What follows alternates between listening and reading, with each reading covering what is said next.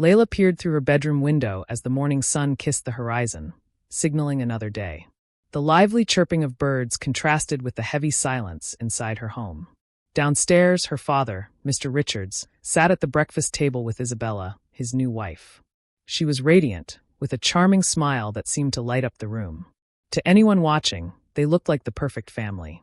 "Layla, come join us," Isabella called, her voice syrupy sweet. Layla hesitated before making her way downstairs. Her father beamed as he saw her approach. "Good morning, princess," he said, ruffling her hair. Isabella poured her a glass of juice, her movements graceful. "Your father and I were just discussing a family trip. Wouldn't that be nice?" she asked, her tone warm. Layla nodded, forcing a smile. She wanted to believe Isabella cared for her, but something felt off. Since Isabella moved in, Layla couldn't shake the feeling that the kindness she showed was hollow.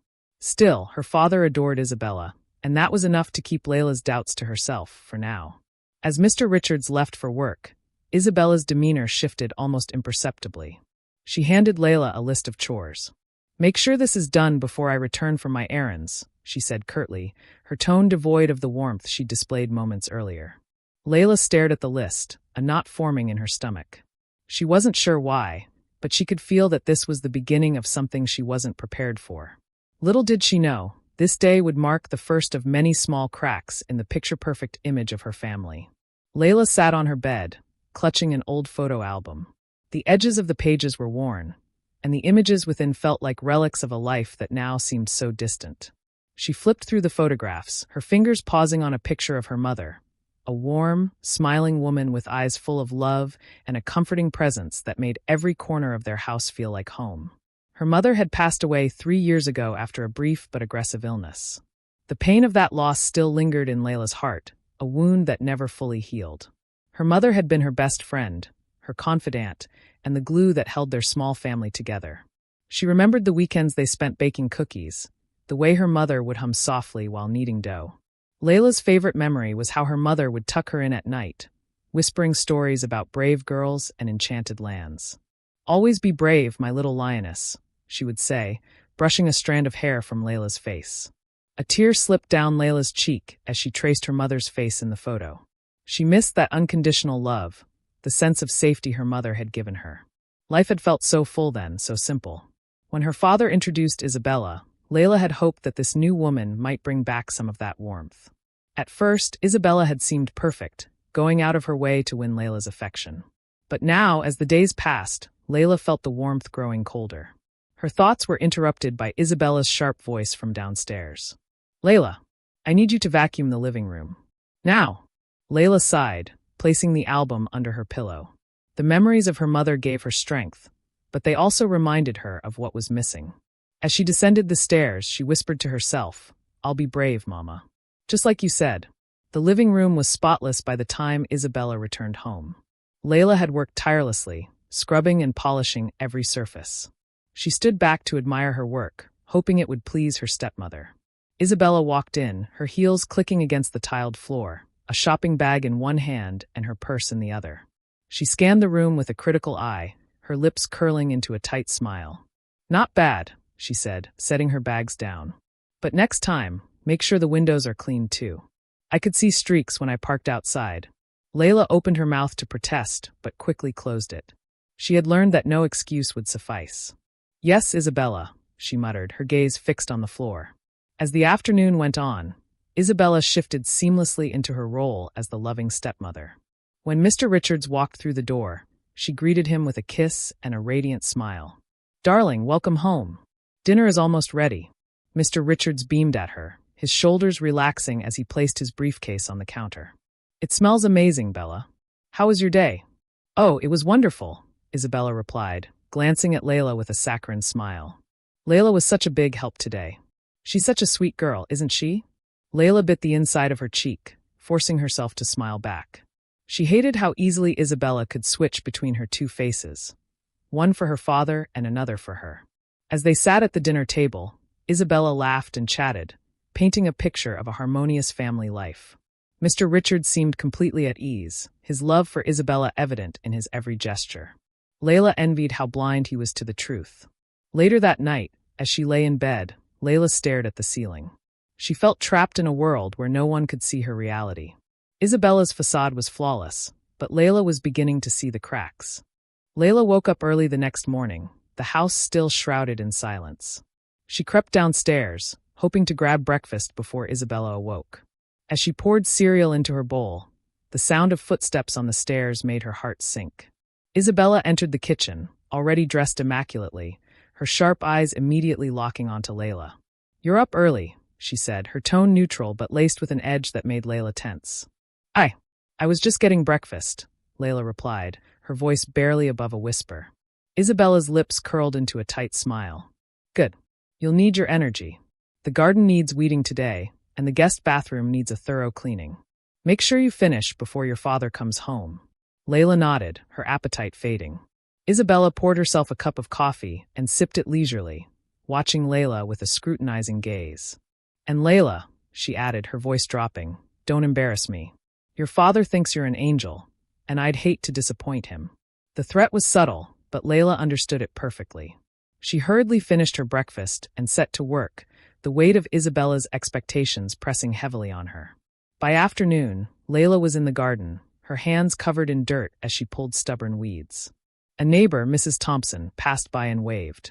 "Hard at work, I see," she called out cheerfully. Layla forced a smile and waved back, but inside, she wished Mrs. Thompson could see the truth. Maybe then someone would help her. When Mr. Richards arrived home that evening, Isabella once again donned her mask of affection. She praised Layla's work in the garden, going so far as to present her with a small gift, a trinket bracelet. Layla accepted it with a forced smile, knowing it was part of the act. As her father looked at them with pride, Layla's stomach churned. Isabella's cracks were there, but they were still hidden well enough to keep the truth buried.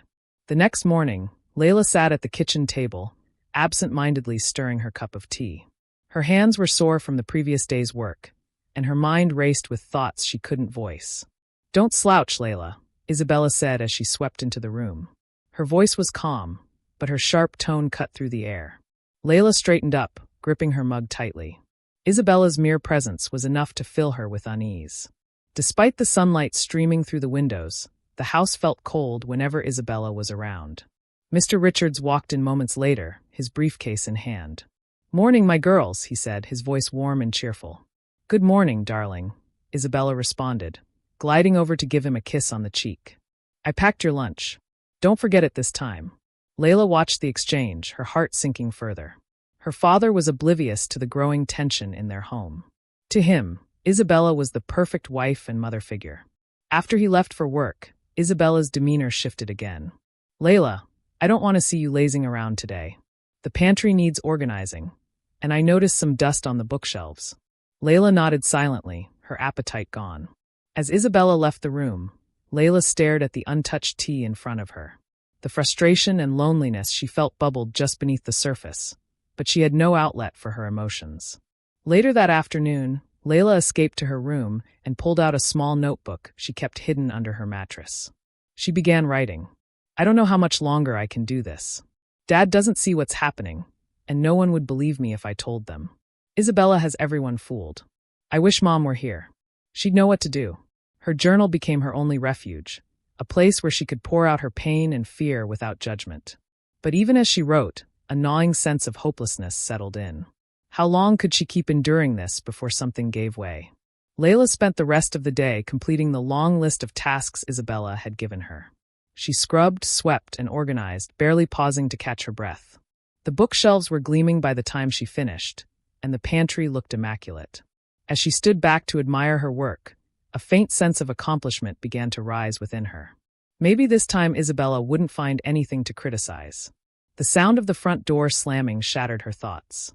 Isabella had returned from her outing, her arms laden with shopping bags. She walked into the kitchen, her eyes scanning the room with the precision of a hawk. "The pantry looks decent," she said, setting her bags on the counter. "But the floor, did you even mop it? Look at those scuff marks." Layla's heart sank. She had mopped the floor twice, but there was no point arguing. "I'll do it again," she said softly, her voice trembling. "Good. And make sure it's spotless this time," Isabella replied, her tone icy. She turned away, muttering something under her breath that Layla couldn't quite catch but knew wasn't kind. By the time Mr. Richards returned home that evening, Layla was physically and emotionally drained.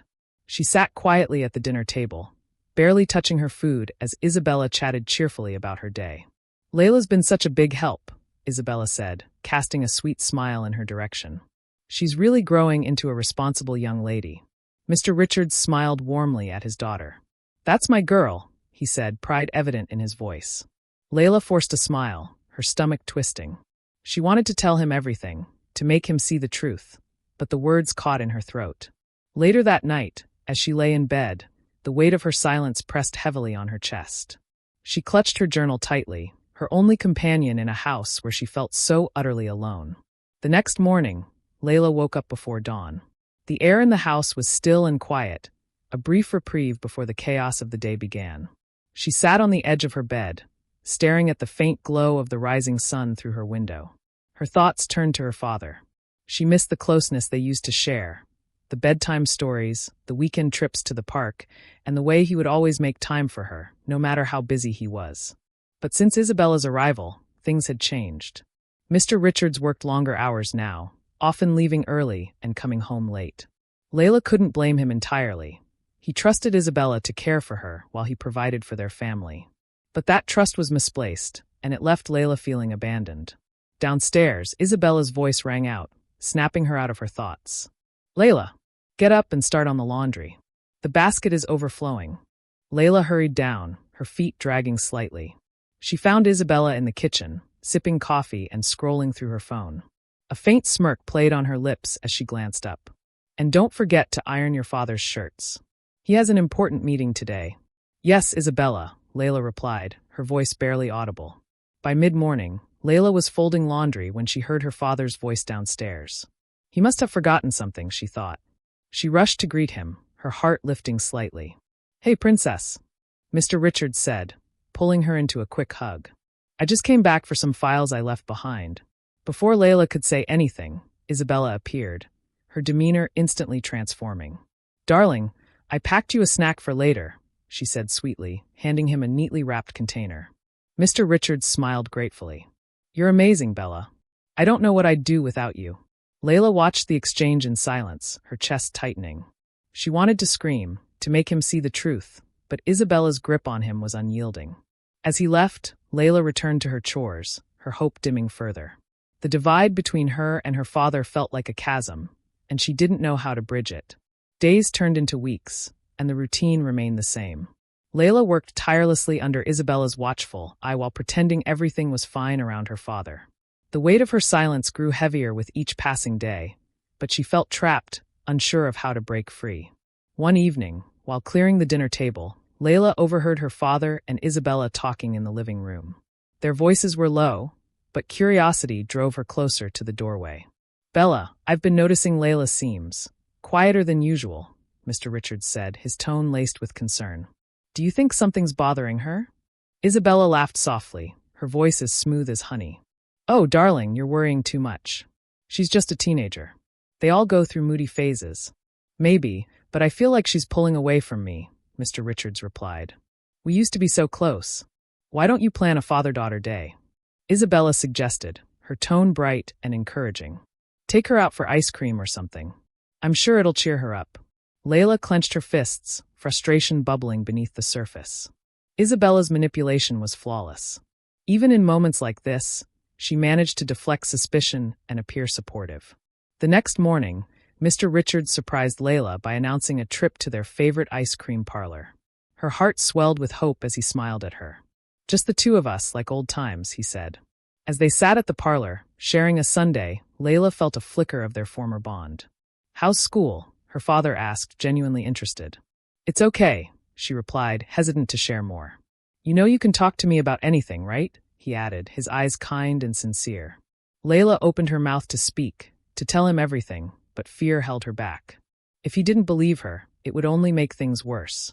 Instead, she forced a smile and nodded. As they drove home, Layla stared out the window, her hope dimming once more. For a moment, she'd thought this could be her chance, but Isabella's shadow loomed too large. The house was quiet when they returned from the ice cream parlor. Isabella was in the kitchen, slicing vegetables for dinner. She turned and greeted them with her usual warm smile. How was it? Did you two have fun? Mr. Richards nodded enthusiastically. It was great. We needed that, didn't we, Princess? Layla smiled faintly, avoiding Isabella's gaze. She could already sense the shift in her stepmother's mood, the simmering anger hidden beneath her friendly facade. As Mr. Richards disappeared into his study to prepare for work the next day, Isabella's demeanor changed the moment he was out of earshot. She slammed the knife down on the cutting board, making Layla flinch. You think you're clever, don't you? Isabella hissed, her voice low but venomous. Going out with your father, trying to make me look bad? Layla stared at her, shocked by the accusation. I didn't. Save it, Isabella snapped, her eyes blazing. You think he's going to believe anything you say about me? He loves me, not you. So don't even try. Layla's chest tightened as she tried to hold back tears. Isabella's words cut deeper than any punishment. The venom in her stepmother's voice confirmed what Layla had long suspected. This wasn't just about chores or obedience. Isabella resented her, and it was personal. Before Layla could respond, Isabella smoothed her expression and returned to slicing vegetables as if nothing had happened. The ease with which she slipped back into her pleasant demeanor was chilling. When Mr. Richards re-entered the room a few minutes later, Isabella greeted him with a cheerful, "Dinner's almost ready, darling." Layla stood frozen, her mind racing. She realized then that she couldn't rely on her father to notice the truth on his own. Isabella's mask was too perfect, her manipulation too precise. But for the first time, Layla felt a spark of defiance. She didn't know how, but she vowed to find a way to expose the cracks in Isabella's facade and reclaim her place in her father's life. Layla's resolve grew stronger as the days passed. She kept her distance from Isabella, focusing on her chores and schoolwork, all while observing her stepmother more closely. Every subtle shift in Isabella's behavior was a clue, every whispered conversation a thread that could be pulled. One evening, Layla was in the hallway when she heard Isabella on the phone, her voice sharp and low. She paused, pressing her ear against the wall, trying to catch the words. "Yes, I know what I'm doing," Isabella said. "The girl's too much of a mess. I'll handle her. Just give me a little more time." Layla's blood ran cold. The words pierced her, but the realization that Isabella's cruelty was deliberate sent a tremor through her body. She took a step back, her hands shaking as she tried to process what she had just heard. The next day, while Isabella was out running errands, Layla searched her stepmother's study. It was a small, tidy room filled with books and office supplies. But it was the locked drawer in her desk that caught Layla's attention. With her heart pounding, she searched the room for something to pick the lock. Just as she was about to give up, she spotted a paperclip on the desk. She bent it into a makeshift key and worked on the drawer, the metal clicking open after a few tense moments. Inside, she found a collection of papers, notes about her father's business, receipts for expensive gifts, and a document that sent a wave of shock through her. It was a letter she hadn't seen before, addressed to her mother. The words leapt out at her. The inheritance will go to the child of the late Mrs. Richards, not the stepdaughter. Layla stared at the letter, the weight of its meaning settling in. Isabella was more than just a cruel stepmother. She was scheming for something far greater. Before she could process it further, the sound of the front door creaking open told her Isabella was back. Panic shot through her as she shoved the letter back into the drawer and locked it. Isabella appeared in the doorway, her eyes narrowing. "What are you doing in here?" Layla took a deep breath, trying to steady her voice. "Just looking for something," she lied, forcing a smile. Isabella's eyes searched her face, but she said nothing. The tension between them was palpable, but now, Layla knew she had a weapon. The next few days were tense, as if the house itself held its breath. Layla's discovery of the letter gave her a new sense of purpose, but she knew she couldn't act too soon. Isabella's behavior had grown more vigilant, her eyes following Layla's every move like a predator hunting prey. Layla took every chance to stay close to her father, seeking moments when they could talk, even if only for a few minutes. One evening, as Mr. Richards read through some work documents in the living room, Layla brought him a cup of tea. "Thank you, sweetheart," he said, looking up with a soft smile. "You know, Bella keeps saying I should get more rest, but I'm not sure how to slow down. The company's demanding." Layla nodded, her heart aching as she watched him. "You work too hard, Dad. Maybe you should take a break." He chuckled, his eyes crinkling at the corners. "If only it were that simple. But with everything going on with the company, I have to be here." His expression shifted, momentarily serious. "Is everything okay with you, Layla?" You've seemed distant lately. She hesitated, the words caught in her throat. How could she tell him the truth without sounding crazy? Isabella's mask was impenetrable, and she was always there, watching. I'm fine, Dad, she said finally, her voice barely a whisper. Just tired, I guess. Mr. Richards didn't press further, but the concern in his eyes lingered. Layla forced a smile and left the room, feeling like she was slowly suffocating under the weight of the secrets she carried. Later that night, as she lay in bed, the shadows cast by the moon shifted across the walls, dancing and flickering. A sound from the hallway drew her attention. Soft footsteps, a creak as the floorboard bent under weight. She held her breath as Isabella's shadow passed by her door, moving toward the stairs.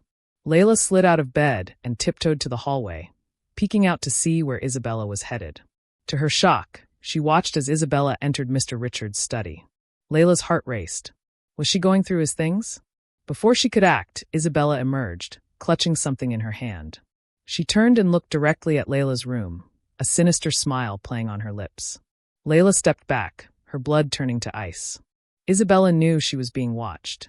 The danger was far more immediate than she had realized.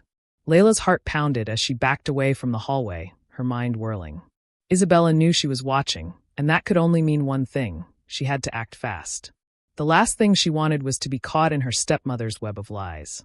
The next morning, Layla pretended everything was normal. She performed her chores with mechanical precision, her mind still reeling from the night's encounter.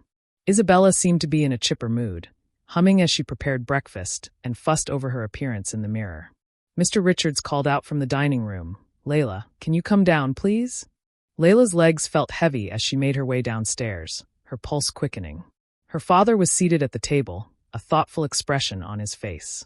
"Morning, sweetheart," he said, a faint smile playing on his lips. "I wanted to talk to you about something." Layla nodded, her mouth suddenly dry. She glanced at Isabella, who watched with a suspicious gleam in her eye. Mr. Richards continued, "I'm planning to go away for a business trip next week, and I wanted to make sure everything's okay here. You've seemed off lately, and I'm worried about you." Layla's heart twisted with guilt. This was her chance to tell him everything, to lay bare the truth that Isabella was not the woman she seemed to be. But as she met her father's eyes, the memory of the letter in the drawer and the warning it held made her hesitate. If Isabella found out she had discovered her secret, who knew what she might do? "I'm fine, Dad." "Really?" Layla said, the words feeling like a betrayal. "You don't need to worry about me." Mr. Richards frowned, but before he could say anything more, Isabella interjected with a syrupy sweet smile. "Oh, I'm sure Layla's just tired, dear. You know how teenagers are. I'll look after her while you're away." Layla couldn't help but notice the gleam of triumph in Isabella's eyes, and it made her stomach turn. She wanted to scream, to tell her father that Isabella's promises were as empty as her cold smile. That night, as Layla lay in bed, her mind raced with plans. She couldn't let Isabella win. If she wanted to prove the truth, she would have to be brave, braver than she'd ever been. The time for silence was over. The days crept by, each one heavier than the last. Mr. Richards' business trip was just around the corner, and the tension in the house was suffocating. Layla knew that with him gone, Isabella would have free rein. If she was going to make her move, it had to be now. Late one night, after Isabella had gone to bed, Layla tiptoed to the study. The house was silent except for the distant hum of the wind outside and the creak of the old floorboards beneath her feet. Her hands were clammy as she reached for the drawer, her heart pounding as she slid it open. The letter was still there, folded neatly as she had left it. She pulled it out and read it once more, the harsh words searing her mind. "The inheritance will go to the child of the late Mrs. Richards, not the stepdaughter." Layla's hands shook. She knew what she had to do. She had to get evidence that Isabella was scheming to take what was rightfully hers and keep her father in the dark. Without it, her words would be just that, words, and Isabella would use her influence to discredit her. Layla moved quickly.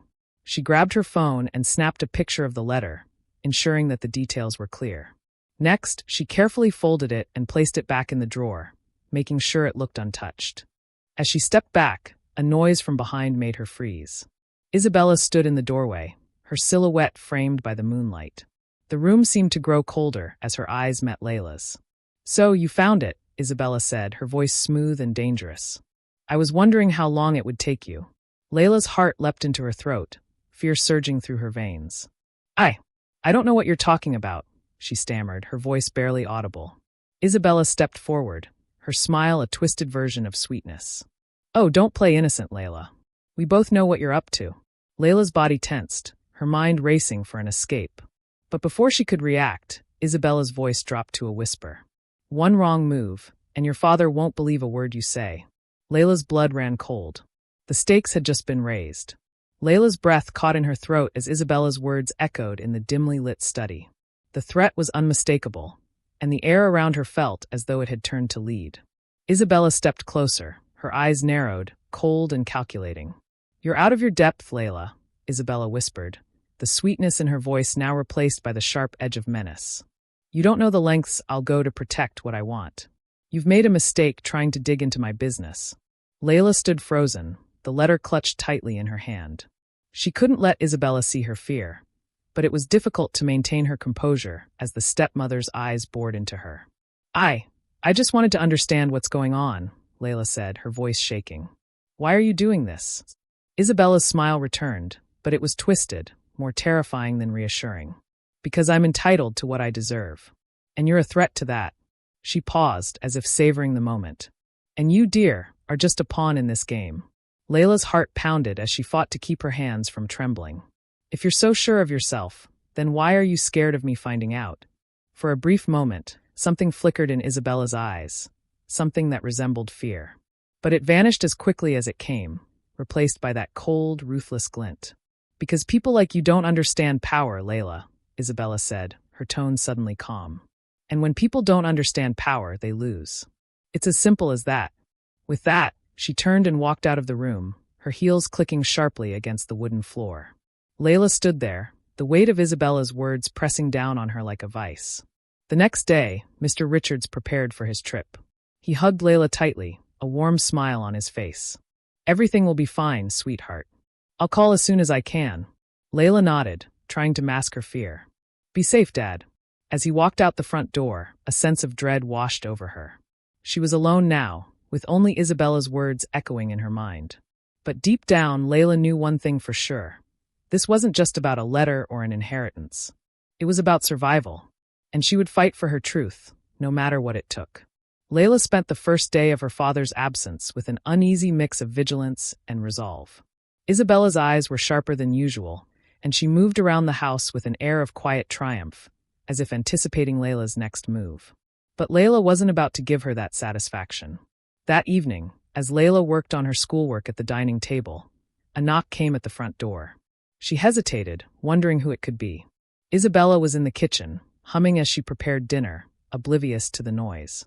Layla got up and cautiously opened the door. To her surprise, standing there was Mr. Blackwell, the family's old neighbor and one of the few people her father trusted implicitly. His face was lined with worry, and his eyes flicked behind her into the house. "Is everything all right, Layla?" he asked, his voice low and grave. "Mr. Blackwell," Layla exclaimed, her heart pounding. "What are you doing here?" He stepped inside without waiting for an invitation, his gaze moving to the kitchen where Isabella was busy chopping vegetables. "I'm here to talk about Isabella," he said quietly. "It's important that you know what's been going on." Layla's pulse quickened. Mr. Blackwell had always been kind, but he was also known for being fiercely private. Why was he speaking out now? "I need you to trust me, Layla," he said, looking at her with such intensity that she felt the weight of his words settle in her chest. "Isabella isn't who she claims to be. I know she's been manipulating your father, and I know she's been hiding things from you." Layla's mind spun. "Why are you telling me this? What do you know?" He sighed, his expression pained. "Your father and I were business partners a long time ago, before the company changed hands. I never spoke up because I wanted to protect him, but seeing what's happening now, I can't stay silent any longer." Layla's eyes widened as he revealed details of Isabella's past, of her ruthless ambition, and how she had always been after more than just a family. With every word, the pieces of the puzzle clicked into place. "You're not alone in this, Layla. If you need help, you know where to find me," Mr. Blackwell said, his voice softening as he reached for her hand. The warmth of his reassurance was like a light piercing through the darkness. For the first time in weeks, Layla felt a spark of hope. Maybe, just maybe, she could turn this around. Layla sat alone in her room that night, Mr. Blackwell's words echoing in her mind. She clutched the photo she had taken of the letter, staring at it as if willing it to reveal some hidden truth. The feeling of betrayal and fear was tempered by a growing sense of determination. Mr. Blackwell had given her a lifeline, and she was going to seize it. The next morning, after Isabella left for her errands, Layla sent Mr. Blackwell a quick text message. "Thank you. Can we meet soon?" Within minutes, he replied with a simple yes. "I'll come by later today." When the knock came at the door that afternoon, Layla was ready. She ushered Mr. Blackwell into the study, the room now a sanctuary of secrets and plans. "I'm ready," she said, her voice steady. "Tell me everything you know." Mr. Blackwell took a deep breath and sat down, the lines of his face deepening with the weight of what he was about to reveal. "Isabella was never just a stepmother. Before she married your father, she was part of a larger scheme, manipulating powerful people to get what she wanted. Her sights were always set on wealth and influence, and when she married Mr. Richards, she saw an opportunity to secure her future." Layla's breath caught. "Why didn't you say anything before?" He met her eyes, sorrow in his own. "Because I believed she would never reach this point, that your father would see through her. But I was wrong. I should have acted sooner." Layla's fingers tightened around the letter in her pocket. "What do we do now?" "We need to expose her," he said, leaning forward. "But we need proof. We need to make sure she can't deny it when the truth comes out." They spent the next hour strategizing. Mr. Blackwell would help gather the evidence Layla needed, documents, recordings, anything that would support her case. They agreed that once they had enough, they would show Mr. Richards the truth, no matter how painful it would be. Layla's chest felt tight with anticipation, a mix of fear and hope. For the first time, she could see a path forward. The walls of her silent prison were starting to crumble, and she was ready to fight for her freedom. The days that followed were a blur of whispered conversations, careful planning, and late nights spent in Mr. Blackwell's study. Layla's heart raced every time she heard the front door open, half expecting Isabella to burst in with a glare that could freeze the blood in her veins. But the stepmother remained oblivious to the storm brewing beneath her polished facade. Layla and Mr. Blackwell worked tirelessly to piece together the evidence. Old letters, hidden bank statements, and even recordings of conversations Isabella had with her accomplices, all carefully sourced and documented. Each revelation made Layla's blood run colder, but also fueled her determination. Isabella's cunning was far deeper than Layla had realized, and the stakes were higher than she could have ever imagined. One evening, as the sun set and cast long, orange shadows across the study, Mr. Blackwell handed Layla a thick folder, the contents held together by a simple rubber band. "This is it," he said, his voice heavy. "If we're going to show this to your father, we need to be certain he'll believe it." Layla took the folder, her hands shaking as she flipped through the papers. She found the damning proof she needed. A series of emails between Isabella and a man named Marcus Thorne, a financier who had helped her cover her tracks. The emails spoke of securing the future, eliminating potential threats, and references to her plans to manipulate Mr. Richards' will. The evidence was clear, and it felt like a lifeline in her trembling hands. "Are you sure you're ready for this?" Mr. Blackwell asked, his expression softening. "Once this is out, there's no going back." Layla swallowed hard, a sudden wave of doubt washing over her. "I have to be," she whispered. "I can't let her destroy everything and everyone I love." The next morning, as Mr. Richards prepared to return home, Layla's pulse drummed in her ears. She stood by the front window, watching for his car. It pulled into the driveway, and with it came the moment that would change everything. She glanced at Mr. Blackwell, who nodded, his expression resolute. When Mr. Richards stepped into the house, Layla felt as though time had frozen. He looked tired but smiled when he saw her. "Hey, sweetheart. It's good to be home." "Dad," Layla said, her voice trembling but firm. "There's something you need to see." He tilted his head in confusion as she handed him the folder. Isabella entered the room just then, the smile on her face slipping when she saw the papers. "What is this?" Mr. Richards asked, eyes darting between Layla and Isabella. Layla took a deep breath. "The truth, Dad. The truth about Isabella." The room seemed to shrink as Mr. Richards's eyes scanned the contents of the folder. A silence settled over them, heavier than any silence Layla had ever felt. Isabella's smile had vanished, replaced by a taut expression that betrayed her calm demeanor. Mr. Richards's brows furrowed, and he looked up at Layla, confusion and shock etched into his features. "Layla, what is this?" he whispered, his voice cracking. Layla took a shaky breath and stepped closer. "It's the truth, Dad. Isabella's been lying to us for years. She's been planning this from the start. Mr. Richards glanced at Isabella, whose eyes were now narrowed slits. The tension between them was palpable. The moment seemed to stretch forever, and just as Mr. Richards opened his mouth to speak, Isabella cut him off. "That's enough," she snapped, her voice icy and sharp. "You have no idea what you're talking about, Layla. You're just a confused, rebellious child who's been misled." Layla's heart pounded in her chest, but she stood her ground. "I know what I'm talking about, Isabella. I have proof.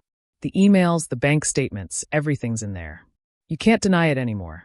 Mr. Richards's hands were shaking as he leafed through the documents, reading the damning evidence with a pale face. The color drained from his skin as he began to understand the extent of the betrayal. Isabella's eyes, once confident and commanding, flickered with panic, and she took a step back. "You're making a mistake," she said, her voice low, almost pleading now. "Think about what you're doing, Richard. This will destroy everything." Mr. Richards dropped the folder onto the table, the pages fluttering like trapped birds. He looked at Layla with eyes filled with anguish and disbelief. "Why didn't you tell me sooner?" he whispered, the hurt in his voice slicing through her. "I was scared, Dad," Layla said, tears welling up in her eyes. "But I couldn't let her continue to hurt you, or me." The room fell into silence as Mr. Richards turned to Isabella, his expression hardening. "I trusted you, Isabella. I was blind to what you were doing, but no more." Isabella's face contorted, and for the first time, her true nature came to light, vindictive, desperate, and enraged. "You will regret this," she spat. "You have no idea what I'm capable of." Mr. Richards's voice was firm and final. "Try me." As he reached for the phone to call the authorities, Isabella lunged toward the door, but Mr. Blackwell stepped in front of her, blocking her path. The storm that had been brewing for so long was now at its peak, and Layla knew, deep in her bones, that this was only the beginning. The room erupted into chaos. Isabella's fury was palpable as she struggled against Mr. Blackwell, who stood like a rock, blocking her path. Her eyes blazed with a mix of rage and desperation, and for a moment, Layla feared she would do something unthinkable. "Move aside, Blackwell," Isabella shouted, her voice cracking. The desperation was laced with a venomous edge, and Layla shivered as the stepmother's eyes met hers, a silent promise of retribution. Mr. Blackwell's voice was calm but unwavering. "Not until you face the consequences, Isabella. You can't hide this anymore." Mr. Richards looked between them, his face a mixture of shock, guilt, and fury. "I don't understand any of this," he muttered, as if trying to grasp the truth that had been laid bare before him. Layla took a deep breath, stepping forward. "Dad, I know it's hard, but you have to see this through. You need to know what she's capable of." The room felt heavy, the air charged as if it could crack with lightning at any moment. Isabella finally broke free from Mr. Blackwell's grasp, her eyes narrowing as she took a step toward Mr. Richards. "Richard, think carefully. If you pursue this, it's not just my reputation at stake. Yours, Layla's, everyone's life will change." Mr. Richards stood taller, the shock in his eyes replaced by a determination that hadn't been there before. "It's too late for threats, Isabella. You've already shown me who you really are." Layla's heart swelled with hope, but also with fear. Would this be the last time she felt safe in her own home? Would the consequences of exposing Isabella come at too great a price? As if reading her mind, Mr. Blackwell stepped forward again, placing a hand on her shoulder. "It's time for the truth, Layla. No more lies." Suddenly, the sound of sirens broke through the tense silence, a promise that justice was coming. Isabella's face turned pale, her mask slipping as the reality of her situation set in. Her eyes darted around the room, searching for an escape that no longer existed. "You'll never win," she whispered, her voice trembling as the doorbell rang. Layla watched as the door creaked open, revealing uniformed officers. The storm had finally arrived, and Isabella's reign of terror was about to come to an end. The officers stepped into the room, their presence commanding and unyielding. One of them, a tall man with sharp eyes, took in the scene quickly. Mr. Richards, pale and trembling, stood beside Layla and Mr. Blackwell, while Isabella's once confident posture crumbled into something smaller and far less intimidating. "Isabella Richards," the officer said, his voice deep and unwavering, "we have a warrant for your arrest based on evidence of fraud and conspiracy." Isabella's eyes widened, a flicker of panic darting across her face before she masked it with a practiced smirk. "This is absurd. You can't arrest me without proof," she spat, but the tremor in her voice betrayed her bravado. Mr. Blackwell spoke up, his voice steady and resolute. "The proof is right here." He gestured to the folder on the table, the one that had started everything. The officer stepped forward, flipping through the documents with a practiced eye. Layla held her breath, watching Isabella's reaction.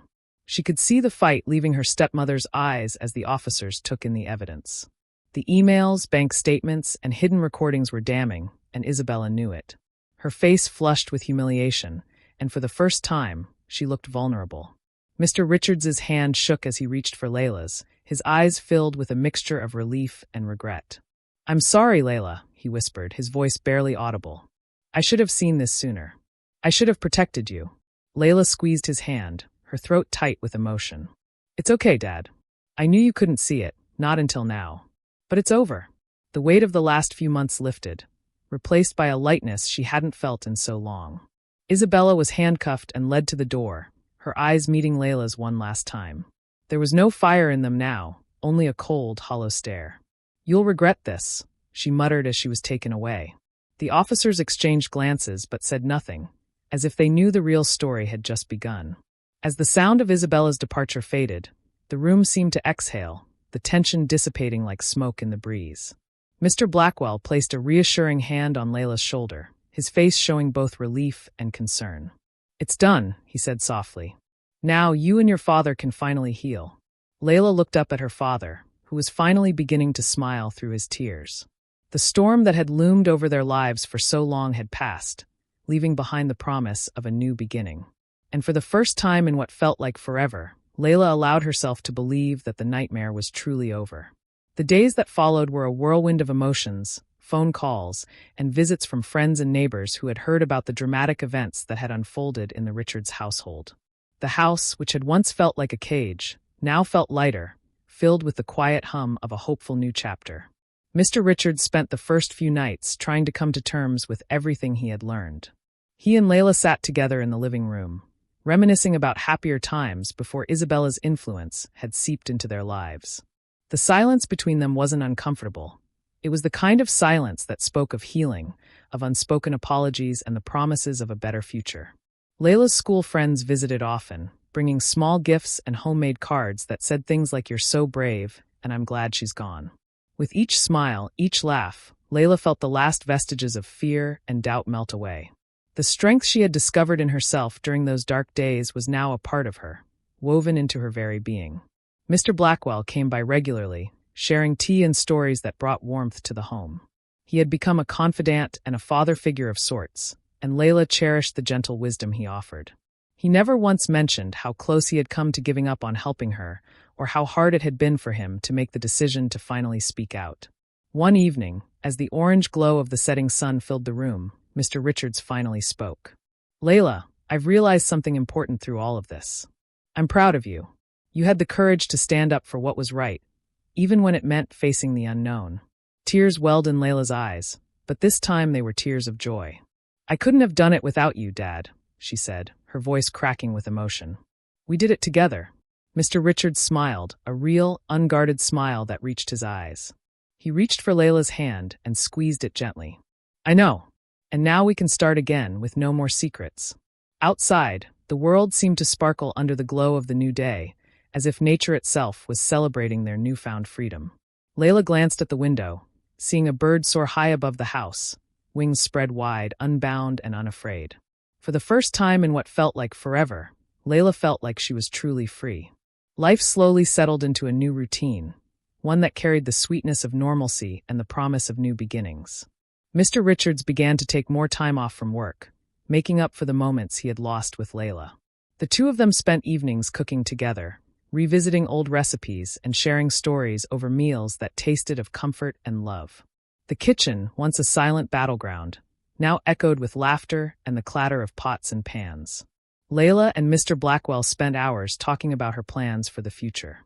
With the weight of Isabella's manipulation behind her, Layla felt free to dream without fear. Mr. Blackwell, who had always seen potential in her, encouraged her to take up hobbies and pursue passions she had long forgotten. She joined the school's art club, found solace in painting, and spent more time reading the books that had once been her escape. But the most significant change was in the relationship between father and daughter. Mr. Richards was more attentive, listening with patience as Layla shared her thoughts and ambitions. They spent time on the porch late at night, watching the stars and discussing the world beyond their little home.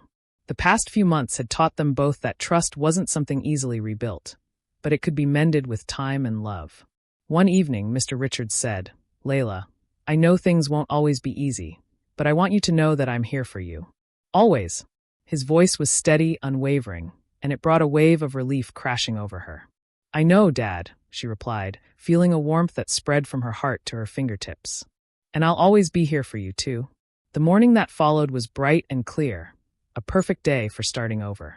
Layla looked out at the garden that had once been neglected and saw that the flowers were blooming again, vibrant and alive. Mr. Blackwell had helped her plant new seeds as a symbol of growth and renewal, a reminder that even after the harshest of winters, spring would always come. The sound of laughter carried from the living room, where Mr. Richards was helping Maxwell put together a jigsaw puzzle. Layla felt a tug of happiness. It was in these simple moments that she found the greatest joy, moments that reminded her of the strength and resilience within her family. The world still held challenges, of course, but Layla knew that with the love and support of those who mattered most, she was ready for whatever came next. She was no longer the frightened girl who had cowered in the shadows of fear. She was Layla Richards, a girl who had faced darkness and emerged stronger, ready to embrace the light. And for the first time, the future seemed boundless, full of hope and promise. The summer days melted into weeks, bringing with them a sense of peace that had once felt like an unattainable dream. Layla reveled in the warmth of the season, waking early to feel the sun on her skin as it rose over the horizon. Her days were filled with laughter, art, and new experiences that she never thought possible. The lightness in her heart grew with each passing day, a stark contrast to the weight that had once suffocated her. Mr. Richards, too, seemed to be rediscovering the joy of life. He had started taking small steps to reconnect with friends and extended family, reaching out to the people who had once been a part of their lives before Isabella's shadow had darkened everything. It felt like the ties that had been severed were now being mended, strand by strand. Layla found herself sharing more about her day at school, about the art club she had joined and the friends she was beginning to make. The once quiet girl who had spoken in whispers now spoke with confidence, a clear voice full of excitement for what lay ahead. Maxwell, who had been a source of unwavering joy and comfort throughout the tumult, often joined her at the dining table to draw and chat about the latest Pokémon cards he had added to his collection. One evening, as Layla and Mr. Richards were cleaning up after dinner, he paused and looked at her with a soft smile. "I've been thinking," he said, setting a plate down in the sink, "about taking a vacation. Just the two of us. Somewhere where we can breathe, relax, and leave everything behind for a while." Layla's eyes widened, her heart pounding at the idea. She had never thought about traveling without the weight of fear following her. "That sounds amazing, Dad," she said, her voice bright. "Where do you want to go?" Mr. Richards chuckled, a sound that seemed to echo with newfound freedom. "Anywhere but here, at least for a little while. We could visit the mountains, the beach, maybe even somewhere far away." Layla felt a surge of excitement. It was as if, after years of living under a cloud, the sun had finally broken through, and she was ready to follow it wherever it would lead. The next morning, Mr. Blackwell arrived with a twinkle in his eye and a stack of travel brochures. "I hear there's talk of a little adventure," he said, handing Layla a brochure that showcased a tropical island paradise. The glossy picture showed turquoise waters, sandy beaches, and palm trees swaying in the breeze. Layla glanced at her father, who was already looking over the brochure, a smile playing on his lips. This was their chance, not just to escape the past, but to create new memories, build on the love that had been tested and fortified, and reclaim their sense of freedom. For the first time in years, Layla felt the true promise of a future that was full of hope. The scars of the past were still there, but now they were part of who she was, a testament to her strength, resilience, and the love that carried her forward. The world was vast and full of possibilities, and Layla knew she was ready to explore it, one step at a time. The day they left for their vacation, the air was electric with anticipation. Mr. Richards had arranged for everything: a trip to the Caribbean island of St. Lucia, a place that promised pristine beaches, lush green mountains, and the promise of escape.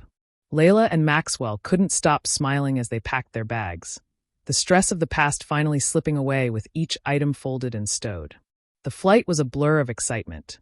Layla pressed her face against the window, marveling at the vast expanse of blue below, dotted with clouds that looked like cotton candy. Maxwell sat next to her, animatedly telling her about his latest Pokemon battles, while Mr. Richards, more relaxed than Layla had seen him in years, read a novel with a peaceful smile.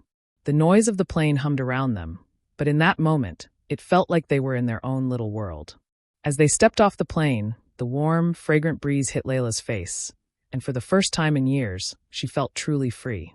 The island was everything she had hoped for: vibrant markets, crystal-clear waters, and people who radiated an energy so contagious, it was impossible not to be swept up in it. The hotel was cozy, with wide, open windows that let in the breeze and the distant sound of the ocean. The first day was spent exploring. They wandered through the town, sampling tropical fruits, trying local delicacies like jerk chicken and sweet plantains, and finding trinkets to bring back as souvenirs. Maxwell spent hours building sandcastles that seemed to defy gravity, while Mr. Richards watched him with a tender smile, the lines of worry on his face finally easing. That evening, they dined on the patio, the sky ablaze with stars that shimmered like diamonds. The waves lapped gently at the shore, and the sound was so soothing that Layla felt as if she could stay there forever. Mr. Richards raised his glass in a toast, his eyes glistening with emotion. "To new beginnings," he said. "To family," Layla added, clinking her glass with his. "To freedom," Maxwell said, his voice small but resolute.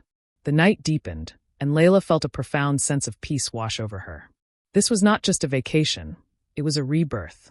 Each laugh, each moment spent in the warmth of the island air was a reminder that life could be beautiful again. The future was full of promise, and as she watched the moonlight dance on the water, Layla knew that whatever lay ahead, she was ready. The days on the island passed in a blissful blur. Each morning brought the scent of salt in the air and the cheerful chirping of exotic birds that perched in the nearby palm trees. Layla woke up with a sense of excitement every day, ready to face the adventures the island had in store. There were days spent snorkeling in the turquoise water, marveling at the colorful fish that darted past her, and afternoons where she and Maxwell would play in the sand, building intricate sandcastles and racing each other to the shore. Mr. Richards found a new kind of peace in the island's slower pace. He would often take long walks along the beach, Layla's laughter echoing behind him as she and Maxwell chased the waves. The conversations they had on those walks were different from the ones they used to have back home. They spoke about dreams, memories, and the future, an open road that stretched out ahead, unmarked by past regrets. One evening, after a day of exploring waterfalls and hidden trails, Mr. Richards and Layla sat on the porch of their bungalow, watching the sky change from a brilliant blue to a rich, deep purple as the sun set. The horizon glistened with colors that seemed to be made just for them. "I used to be so afraid of losing you," Mr. Richards admitted, his voice soft. "I didn't know how to protect you from everything, and I thought I was failing you. But seeing you now, seeing how strong you are, I know that I was wrong. You're braver than I ever imagined." Layla smiled. The warm light from the lanterns cast a golden glow on her face. "Dad, you're not the only one who learned something. I learned that even when it feels like everything's falling apart, there's always a chance to start over. I'm not afraid anymore." Mr. Richards reached out, taking her hand in his.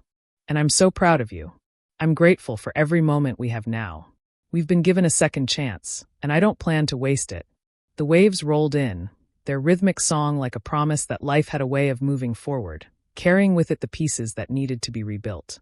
The past might have left its marks, but now there was a chance to create something new. Maxwell ran up to them, his sun-kissed face flushed with excitement. "I found a starfish," he said, holding it out to them.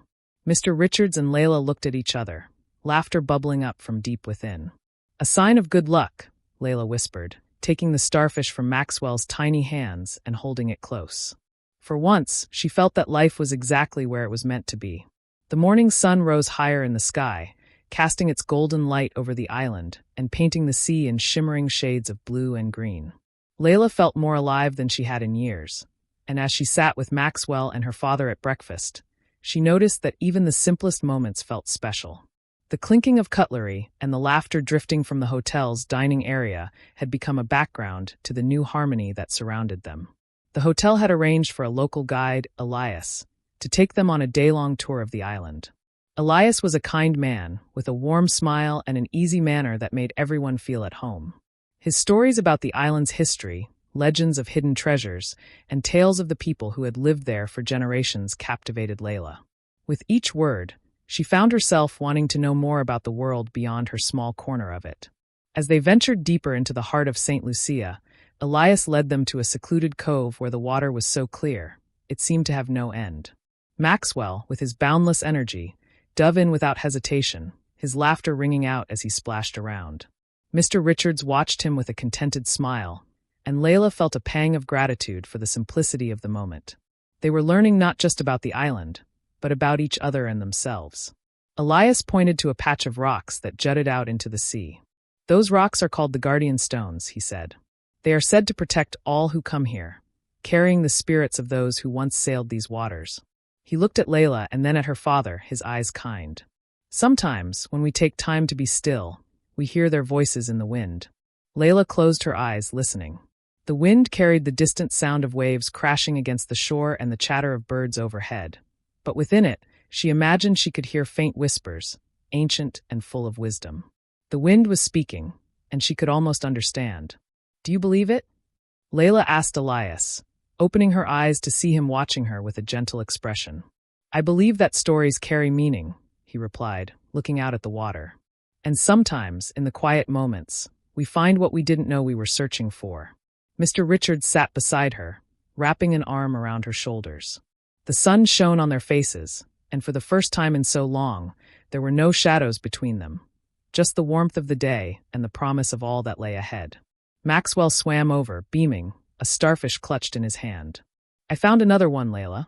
His voice was bright, free from the old tensions that had once clouded it. Layla took the starfish, feeling its rough edges, the texture of the sea. "It's perfect, just like this day," she whispered. And for the first time, it was true. The days on the island continued to pass like a dream, each one more cherished than the last.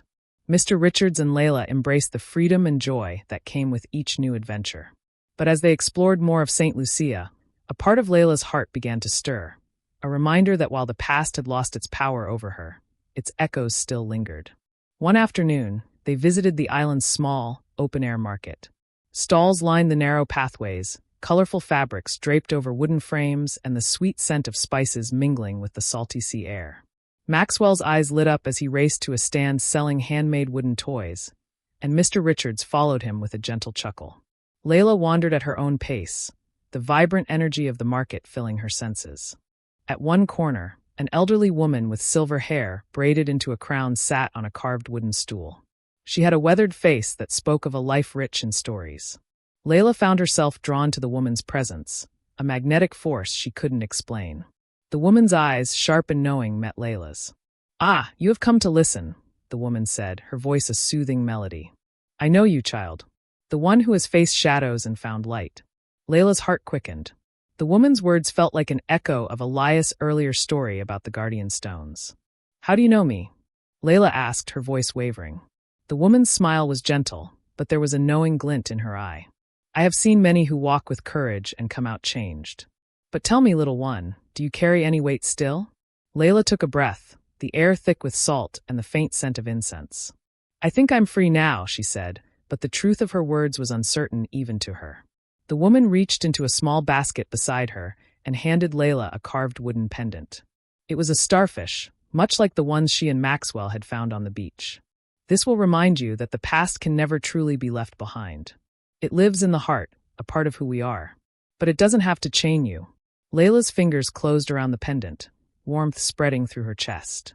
"Thank you," she whispered, her voice thick with emotion.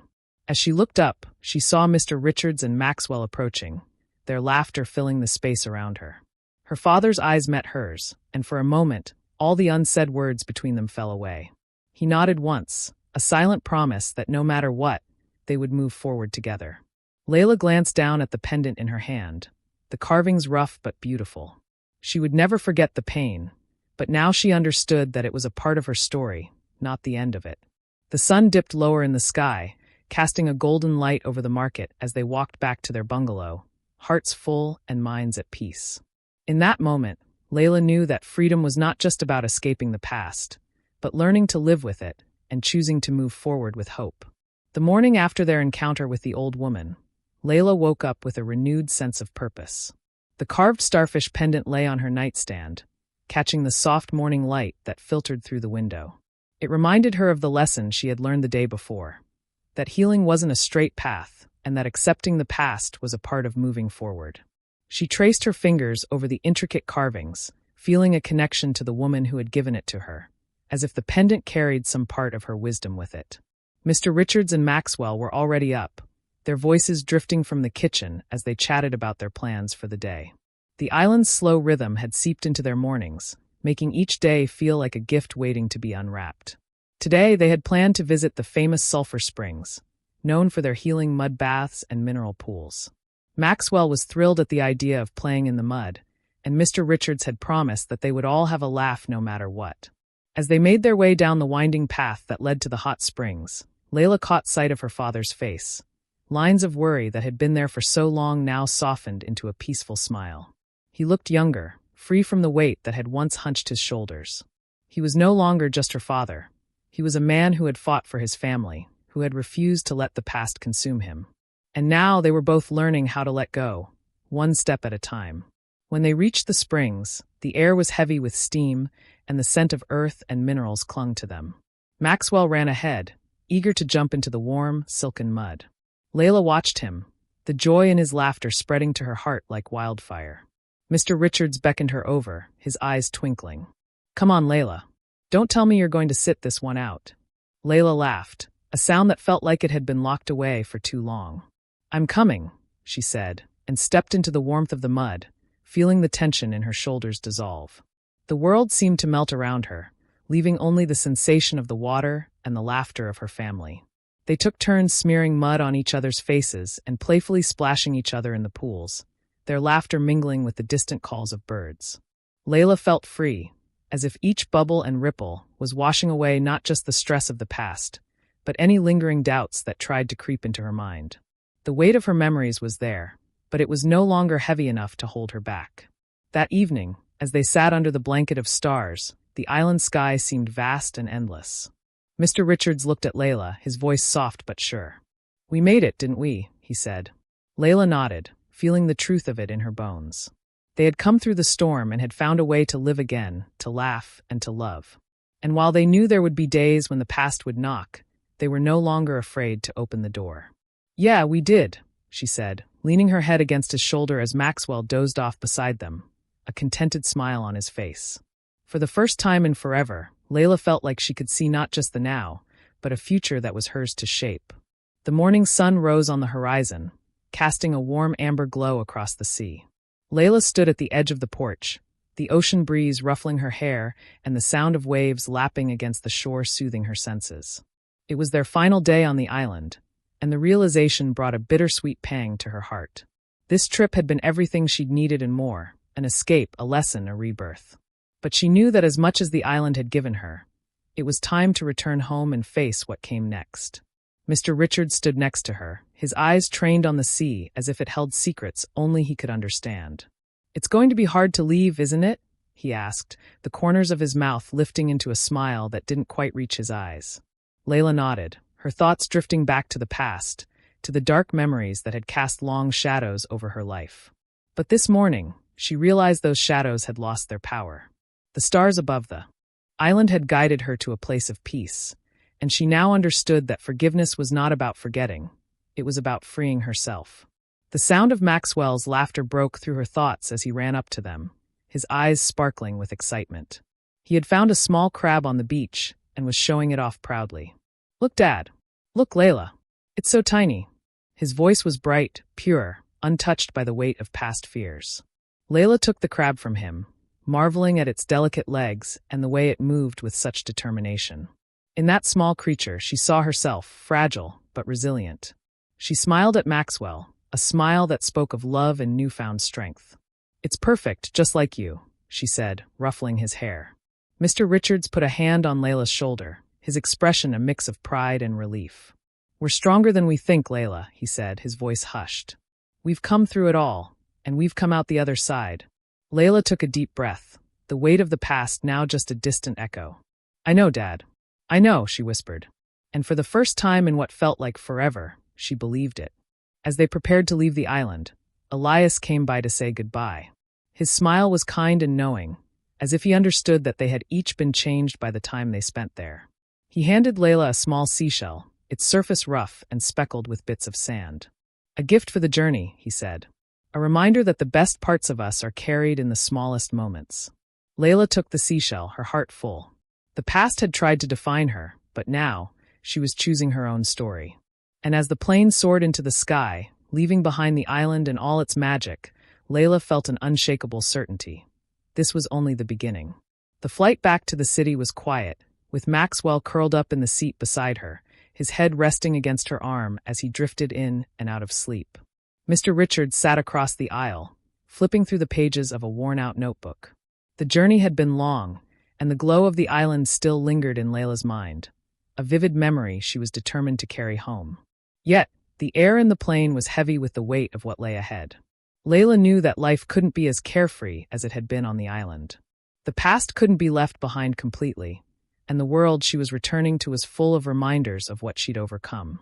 The city was bustling, a whirlwind of noise and movement, its lights bright against the deepening evening sky.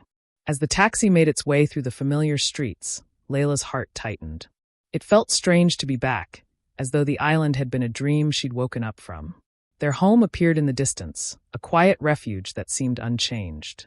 It was odd, how everything looked the same and yet felt different. Maxwell stirred as the taxi stopped in front of their house, blinking sleepily as he took in their surroundings.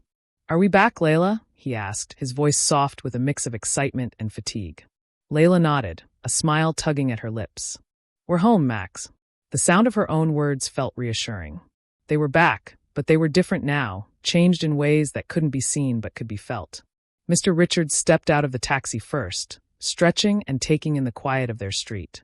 The evening was cool, the city's distant hum a constant reminder that life here never truly stopped.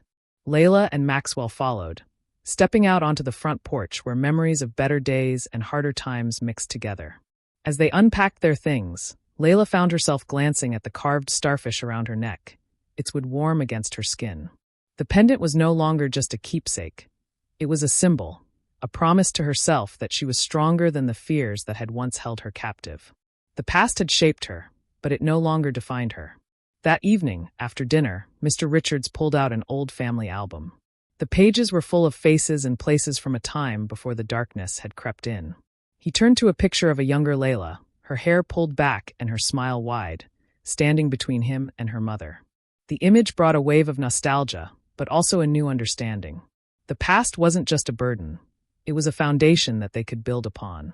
Layla stood beside her father, the two of them sharing a moment of silent reflection. "We have a lot to rebuild, don't we?" Mr. Richards said, a note of determination in his voice. "We do," Layla replied, feeling a surge of hope. "But I know we can do it. We're ready this time." And as Maxwell ran into the room, calling for them to come play a game, she realized that they were more than ready. They were a family that had weathered the storm and come out stronger, ready to face whatever came next. The weeks that followed their return home were a mix of routine and rediscovery. Layla and Mr. Richards worked together to create a new rhythm, one that blended the lessons learned from the island with the life they had here. The mornings were filled with laughter as Maxwell's energy turned their home into a hub of playful noise.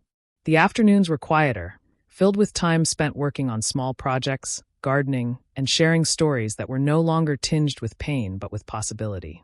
One evening, as twilight settled over the city, Layla sat at the kitchen table, the starfish pendant glinting in the dim light. She traced her fingers over its carved surface, remembering the words of the old woman on the island. "The best parts of us are carried in the smallest moments." It was a lesson that resonated deep within her. She was learning to find the beauty in the mundane, to appreciate the smallest victories that came from moving forward. Mr. Richards joined her, a cup of herbal tea in hand. "You're up late," he said, his voice soft as he took a seat across from her. The house was quiet, the kind of silence that wrapped around them like a blanket. Layla looked up, a small smile forming on her lips. "I was just thinking about everything. The island, the woman with the pendant, everything we've been through." He nodded, eyes searching hers for something. I think we both needed that trip more than we realized. But I'm glad we're back. It feels like we're starting fresh, doesn't it?" Layla took a deep breath, feeling the weight of his words. "It does. And it's not just about forgetting the past, it's about moving forward with it as part of us. Mr. Richards reached over, placing a hand over hers. His touch was warm, grounding. We'll keep building one day at a time. And no matter what, we're in this together. Before she could respond, Maxwell's laughter echoed from the living room. He was playing with a toy car, racing it across the floor as if the world was his racetrack. Layla's heart swelled as she watched him, the pure joy in his eyes a reminder of how much they had all changed. Can we play a game, too? Mr. Richards asked, eyes twinkling. Layla laughed, the sound ringing through the house, blending with Maxwell's giggles. Of course we can. As they joined Maxwell, the small, quiet moments filled their home, weaving threads of healing and hope into the fabric of their lives. The past might always be a part of them, but now it was a part they carried with pride, not burden. And as the stars blinked above them, Layla felt something she hadn't in a long time: peace. They were ready for whatever the future held, one day, one moment at a time. The days turned into weeks, and weeks into months as Layla, Mr. Richards, and Maxwell settled into their new life. The house, once filled with the silence of pain, now buzzed with life, each room alive with the sound of laughter, the clatter of dishes, and the soft hum of music playing in the background. The past was no longer an uninvited guest. It was a part of the story that had brought them to this moment, and they had made peace with it. Layla found herself thinking more about what she wanted to do with her life. The island had awakened a spark in her, one that pushed her to pursue dreams she had kept hidden for too long. The first step was rediscovering her love for storytelling. She began to write in the evenings, weaving tales that captured the essence of courage, healing, and hope. Stories about the guardian stones, the old woman who gave her the pendant, and the lessons she'd learned began to fill the pages of her journal. Mr. Richards noticed the change in Layla. She moved with a newfound lightness, her eyes brighter and her smile more genuine. One evening, as she sat by the window with her journal, he approached her, his expression both proud and curious. "You've been writing a lot lately," he said, his voice filled with a quiet admiration. Layla looked up, the glow of the moon casting a silver light across her face. "I have, Dad. It feels like a part of me that was asleep is finally awake again." "Good," he said, sitting down beside her. "You deserve to be happy. And I'm glad you're finding your voice." It wasn't just her voice that was changing. Their home was growing into a place where they could share who they truly were. One evening, Layla invited Elias over for dinner. She wanted to thank him for the guidance he had given her during their time on the island. When he arrived, he brought with him a small basket filled with seashells, each one unique and beautiful. "To remind you that we all have our own stories," Elias said, placing the basket on the table. "And that we carry them with us, like the sea carries its treasures." Layla felt a warm rush of gratitude. "Thank you, Elias, for everything." After dinner, the four of them sat on the porch, looking out at the city lights as they blinked like stars in the distance.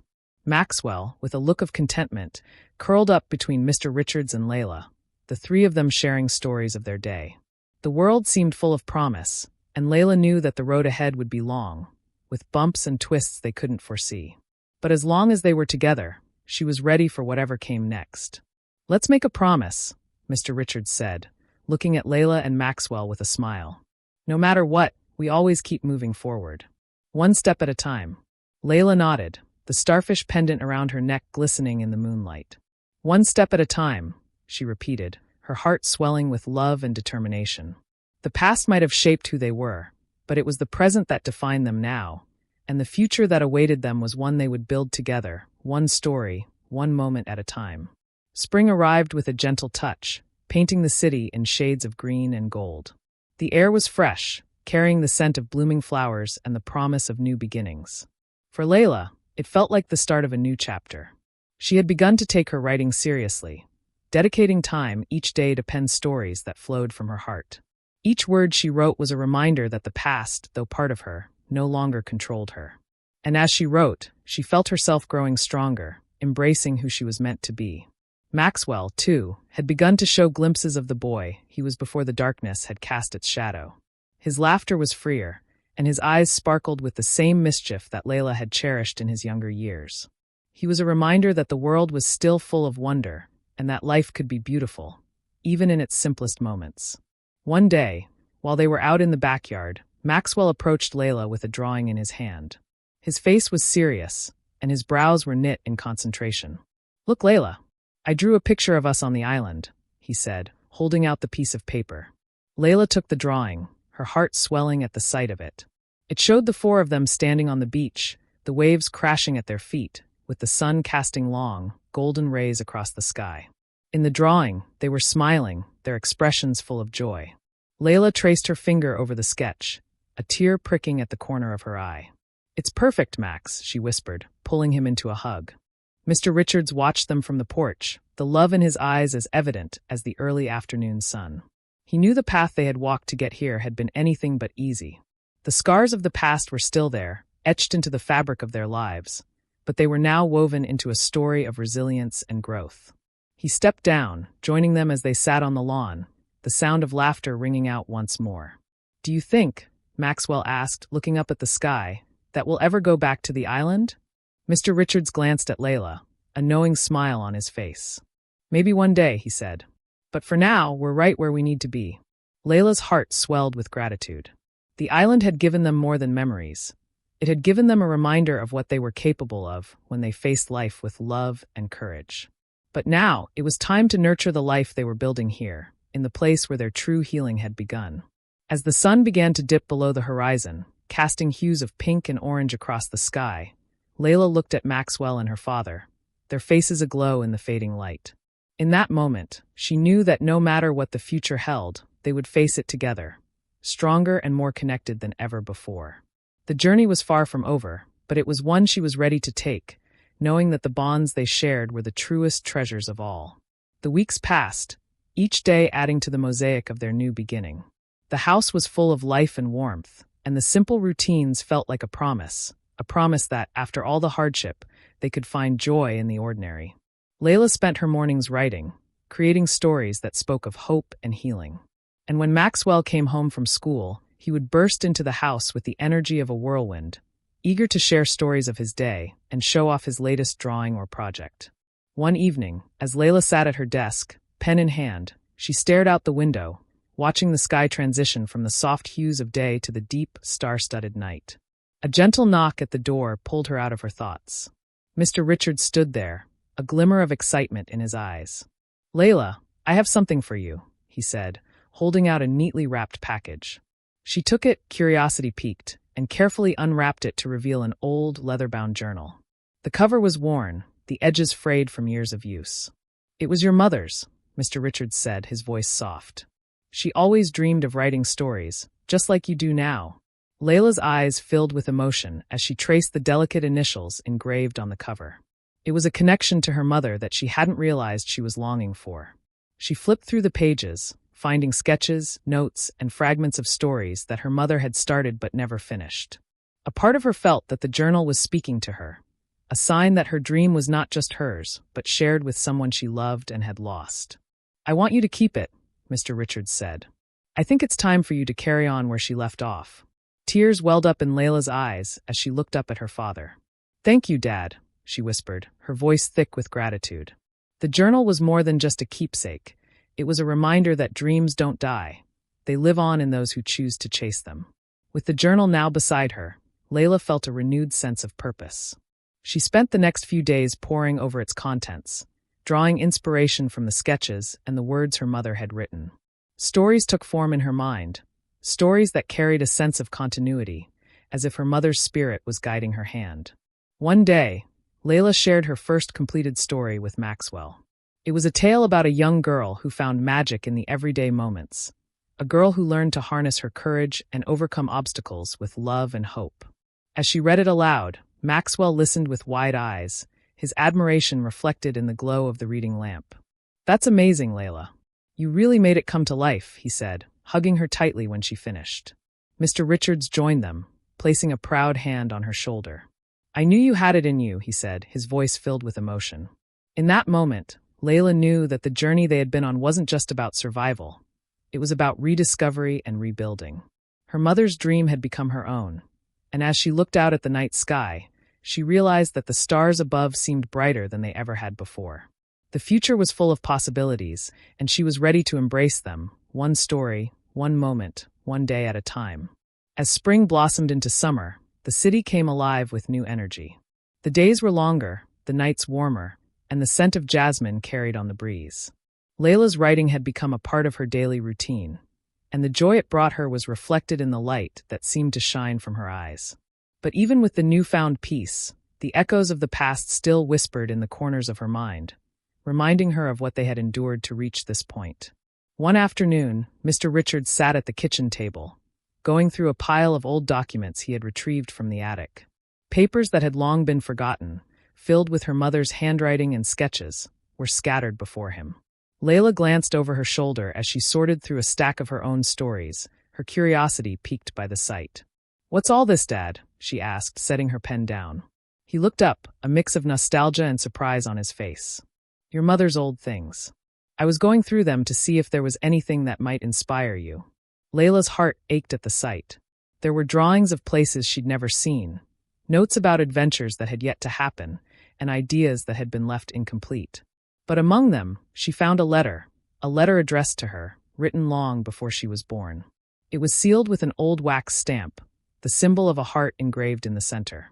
With a trembling hand, she picked it up and broke the seal, her fingers brushing against the paper as if it might crumble.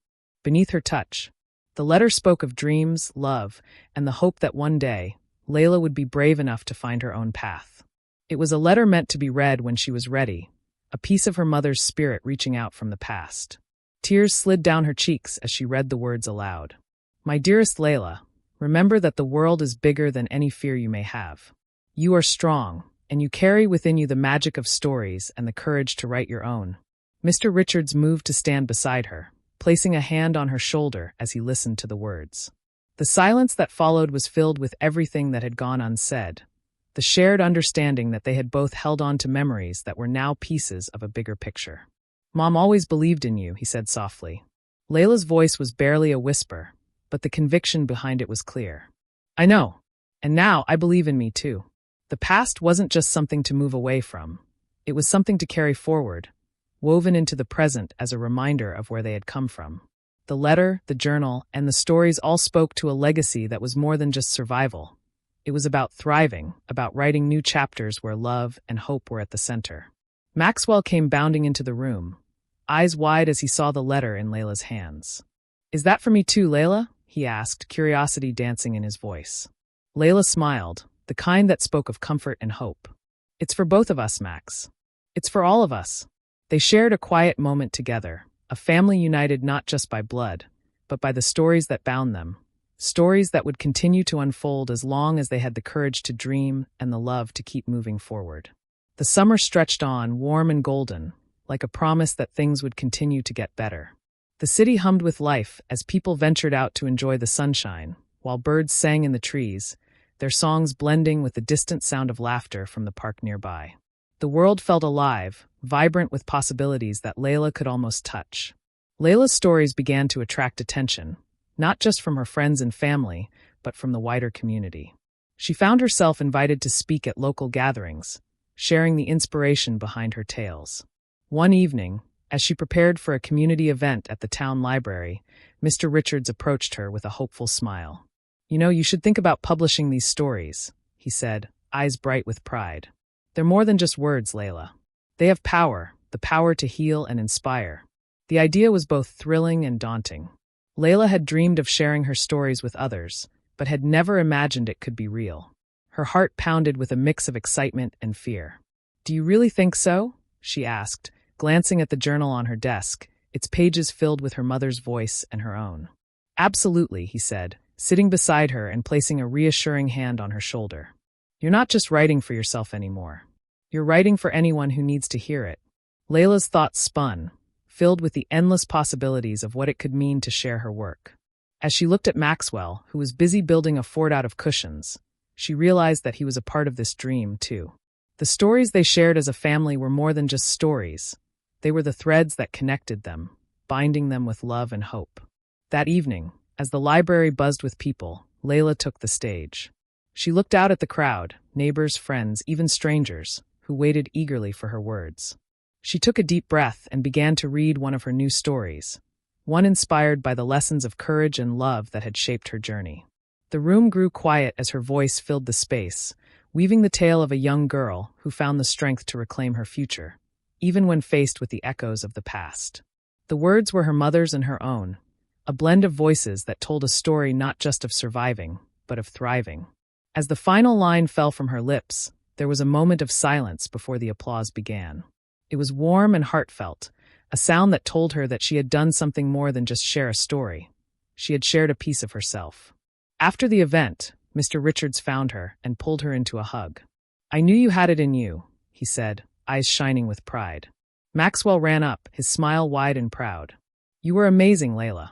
I want to write stories like you one day." Layla's heart swelled as she looked at the two most important people in her life. She knew this was only the beginning. The path ahead would be filled with new challenges, but with the love and support they shared, she was ready to walk it. The future wasn't just about dreams or stories. It was about building a life where every moment was cherished, every setback faced together, and every success celebrated as a family. The past had shaped them, but it was their present that gave them hope for tomorrow. And as the night deepened, with the stars twinkling like scattered diamonds above, Layla knew that she was exactly where she was meant to be. As the summer waned, the city's golden glow gave way to the vibrant hues of autumn. Leaves crunched underfoot, and the crisp air held a certain promise. Layla felt a renewed sense of excitement that carried her through each day. Now, with her stories finding a wider audience, she could see the spark of possibility in her future. She began to dream bigger, not just of writing, but of building a life that was rich with purpose and connection. Mr. Richards had been busy too. He had taken up woodworking as a hobby, filling the garage with sawdust and the warm scent of fresh-cut wood. He would often show Layla and Maxwell the simple toys and birdhouses he crafted, teaching them how to sand and paint the wooden pieces. Maxwell's laughter echoed through the house as he picked out colors and imagined new ways to make his wooden cars and creatures come to life. It was a new kind of happiness, one that felt as though it was stitched together from the small moments that made up their days. One evening, as the sun dipped low, painting the sky in shades of orange and purple, Layla sat at her desk, the journal open beside her. The story she was working on was about a young boy who found an old map and set out to follow it, guided only by the stories his grandmother had shared with him. The story felt alive, vibrant with the voices of those she loved and remembered. Suddenly, a knock on the door pulled her from her thoughts. It was a letter, slid under the door with a small, simple envelope. She picked it up, her name written in looping handwriting she didn't recognize. Curiosity piqued, she sat on her bed and carefully opened it. Inside, she found a note that read, "I read your story. It brought back memories I thought I had long forgotten. Thank you for reminding me of the magic in the world. I would like to meet.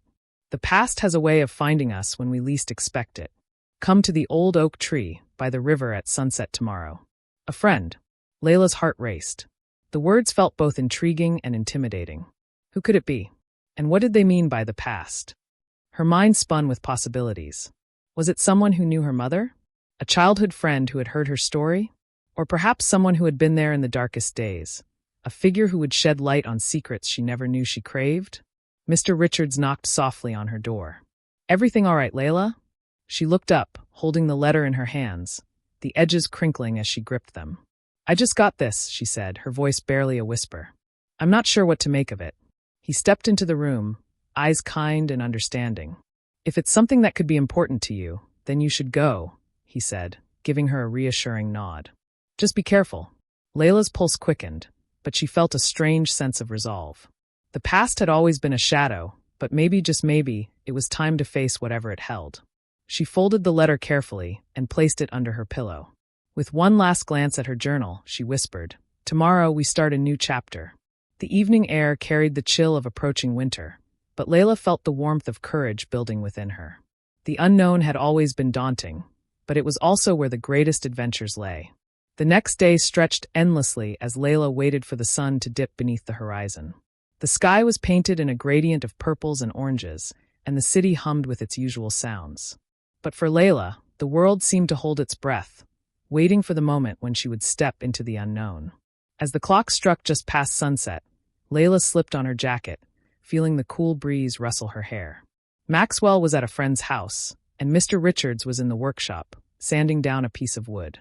Layla took a deep breath, the familiar weight of uncertainty tugging at her. But as she glanced at the journal on her desk, she felt her resolve harden. Whatever awaited her, she was ready to face it. The path to the old oak tree wound through a small wooded area beside the river. The trees were now cloaked in shades of gold and crimson, their leaves crunching softly underfoot. The air was filled with the scent of earth and water, an unspoken promise of secrets and stories hidden in the past. Layla reached the tree, its massive branches stretching out like open arms, as if it, too, had been waiting for her arrival.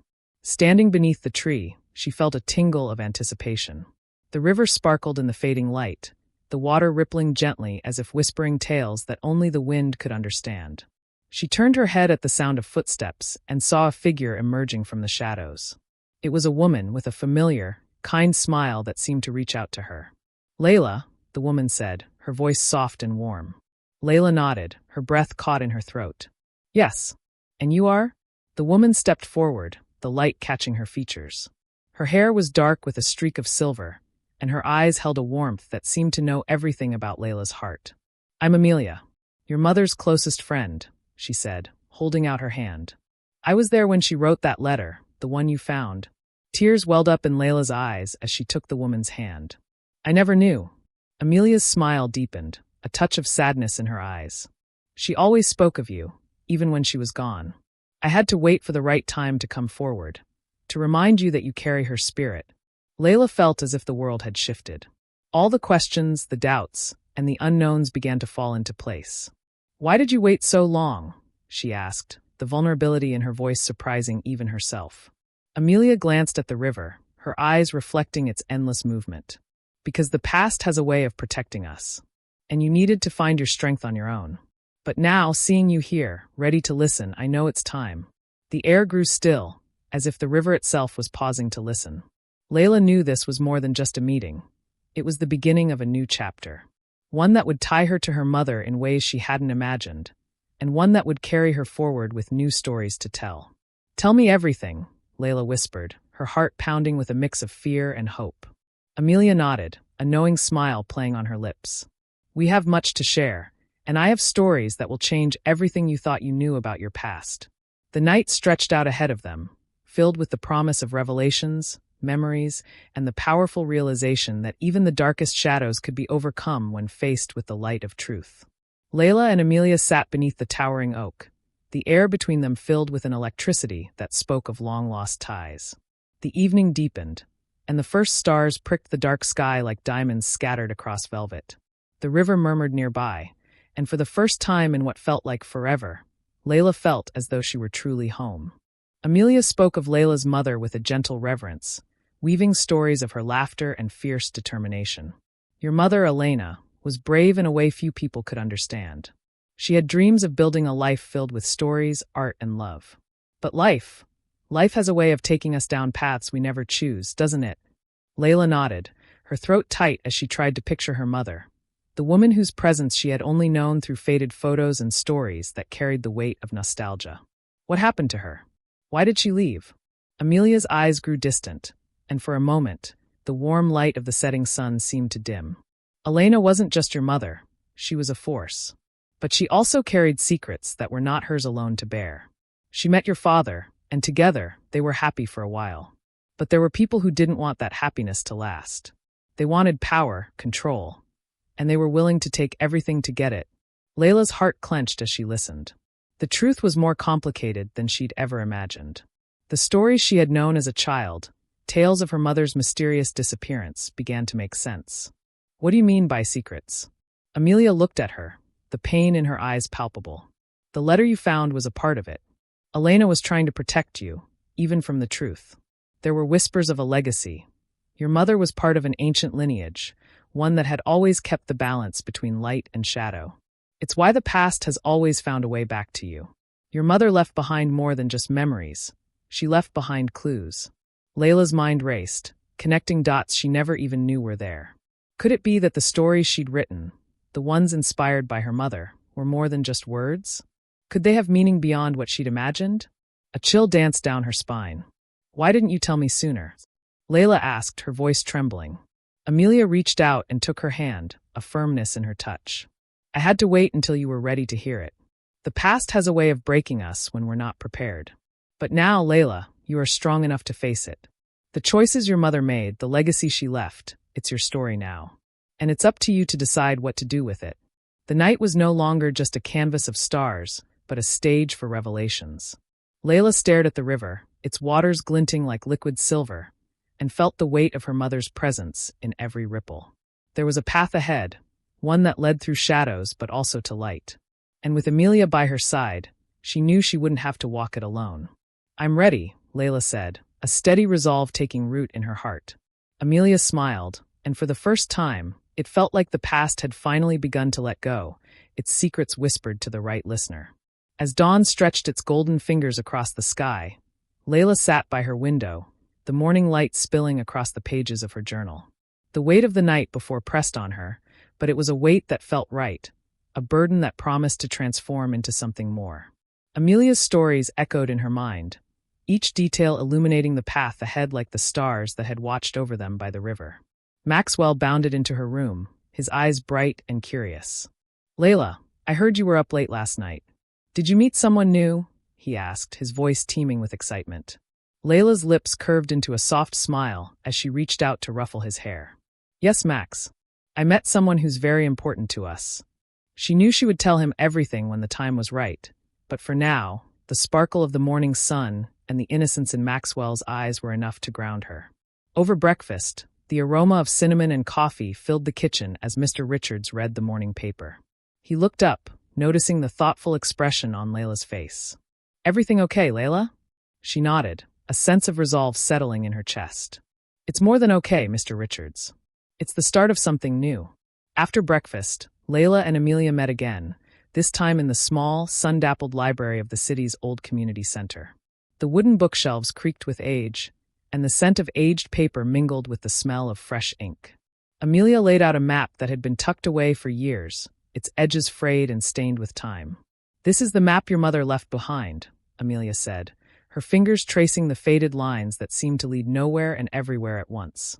"It holds the key to understanding the legacy she left for you, a legacy that spans generations." Layla's pulse quickened as she peered at the map, feeling the weight of history pressing on her shoulders. "What am I supposed to do with this?" Amelia's eyes met hers, a glimmer of pride and urgency in their depths. "Find the hidden place marked here," she said, tapping a spot on the map that lay far beyond the city limits, into the deep woods. "It's where the final part of your mother's story is kept.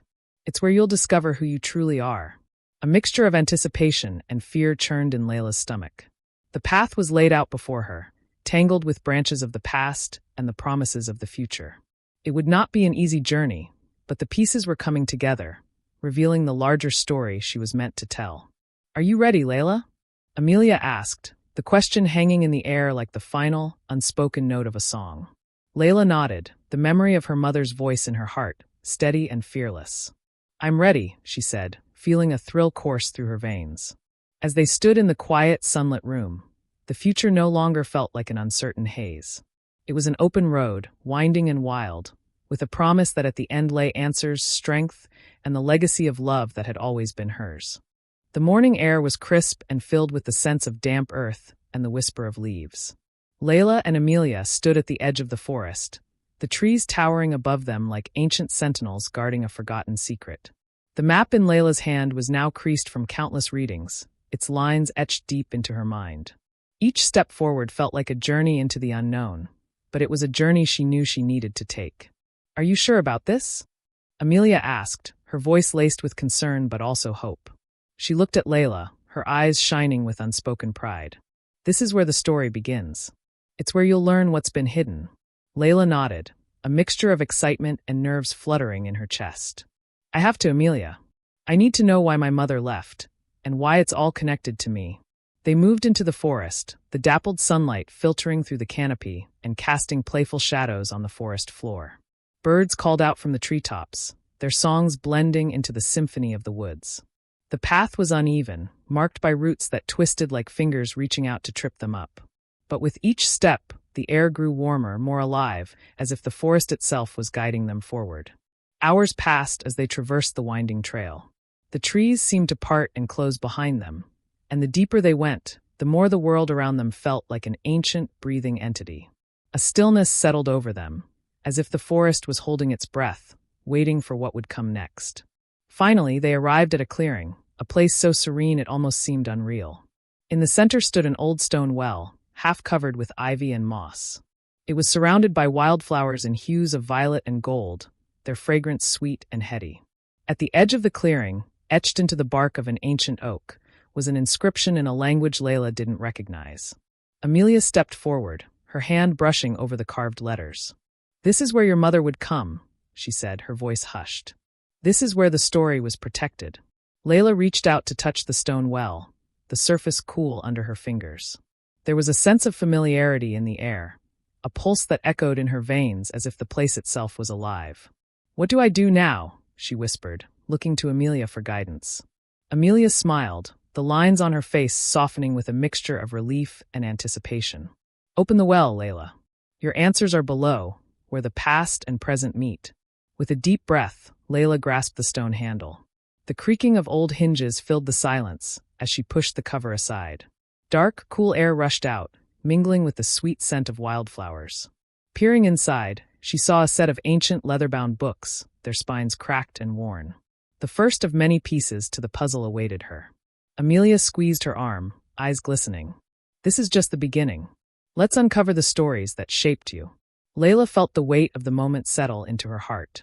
The journey ahead wouldn't be easy, but with each discovery, she knew she would understand more about her mother, herself, and the legacy that was her birthright. The secrets of the past were within reach, and with them, the power to change the future. The air around the well was thick with anticipation as Layla reached for the first book. The leather was worn but sturdy, its binding rough against her fingertips. She pulled it out carefully, holding her breath as the weight of it sank in. This was more than just a book. It was a piece of her mother's life, a fragment of the past that had been hidden for too long. Amelia stood close, her eyes glistening with emotion. "This is it, Layla. This is where you'll understand everything. Your mother's choices, the legacy you share, and the truth about what's been kept from you." Layla opened the book, the pages creaking as if whispering secrets. The ink was faded but legible, written in a looping script that carried both strength and beauty. The first page read, "To my daughter, whose light will outshine the shadows." Her mother's voice seemed to leap from the words, and for a moment, Layla could almost hear Elena's laughter. As she flipped through the pages, the story unfurled, a tale of courage and betrayal, of a lineage that bound generations together and threatened to tear them apart. Her mother had been a guardian, part of a hidden group dedicated to keeping balance between light and dark forces. But betrayal ran deep, and in seeking to protect her family, Elena had left behind the clues that would ultimately find their way to Layla. The story spoke of a power, an ancient force connected to the river and the forest. The legacy wasn't just history, it was alive, ready to be claimed. Layla's pulse quickened as she read about a key, an object that would unlock the hidden chamber where the truth of the legacy lay. The key was said to be guarded by the spirits of the woods, tested only by those deemed worthy. Amelia leaned in, pointing to a section of the text. "The key you seek lies within you, Layla. It's the strength of your mother's spirit passed down to you. But it's not just about finding the key. It's about being ready to face what you'll discover." Layla's heart pounded as she glanced up at Amelia. "I'm ready," she said, feeling a surge of determination. The story had already changed her, but now she understood. This was more than uncovering her mother's legacy. It was a test of who she was meant to become. The wind picked up around them, rustling the leaves with a sound like whispered warnings. The forest, once a place of shadows, now seemed to hold its breath, waiting for Layla's next move. She closed the book and met Amelia's gaze, a silent vow passing between them. "We'll find the key," Layla said, her voice steady. "And we'll uncover the truth." Amelia nodded, her expression proud and fierce. "Together, we'll face whatever comes. It's time to bring the past into the light." The sun dipped lower, casting long, gold-tipped shadows across the clearing.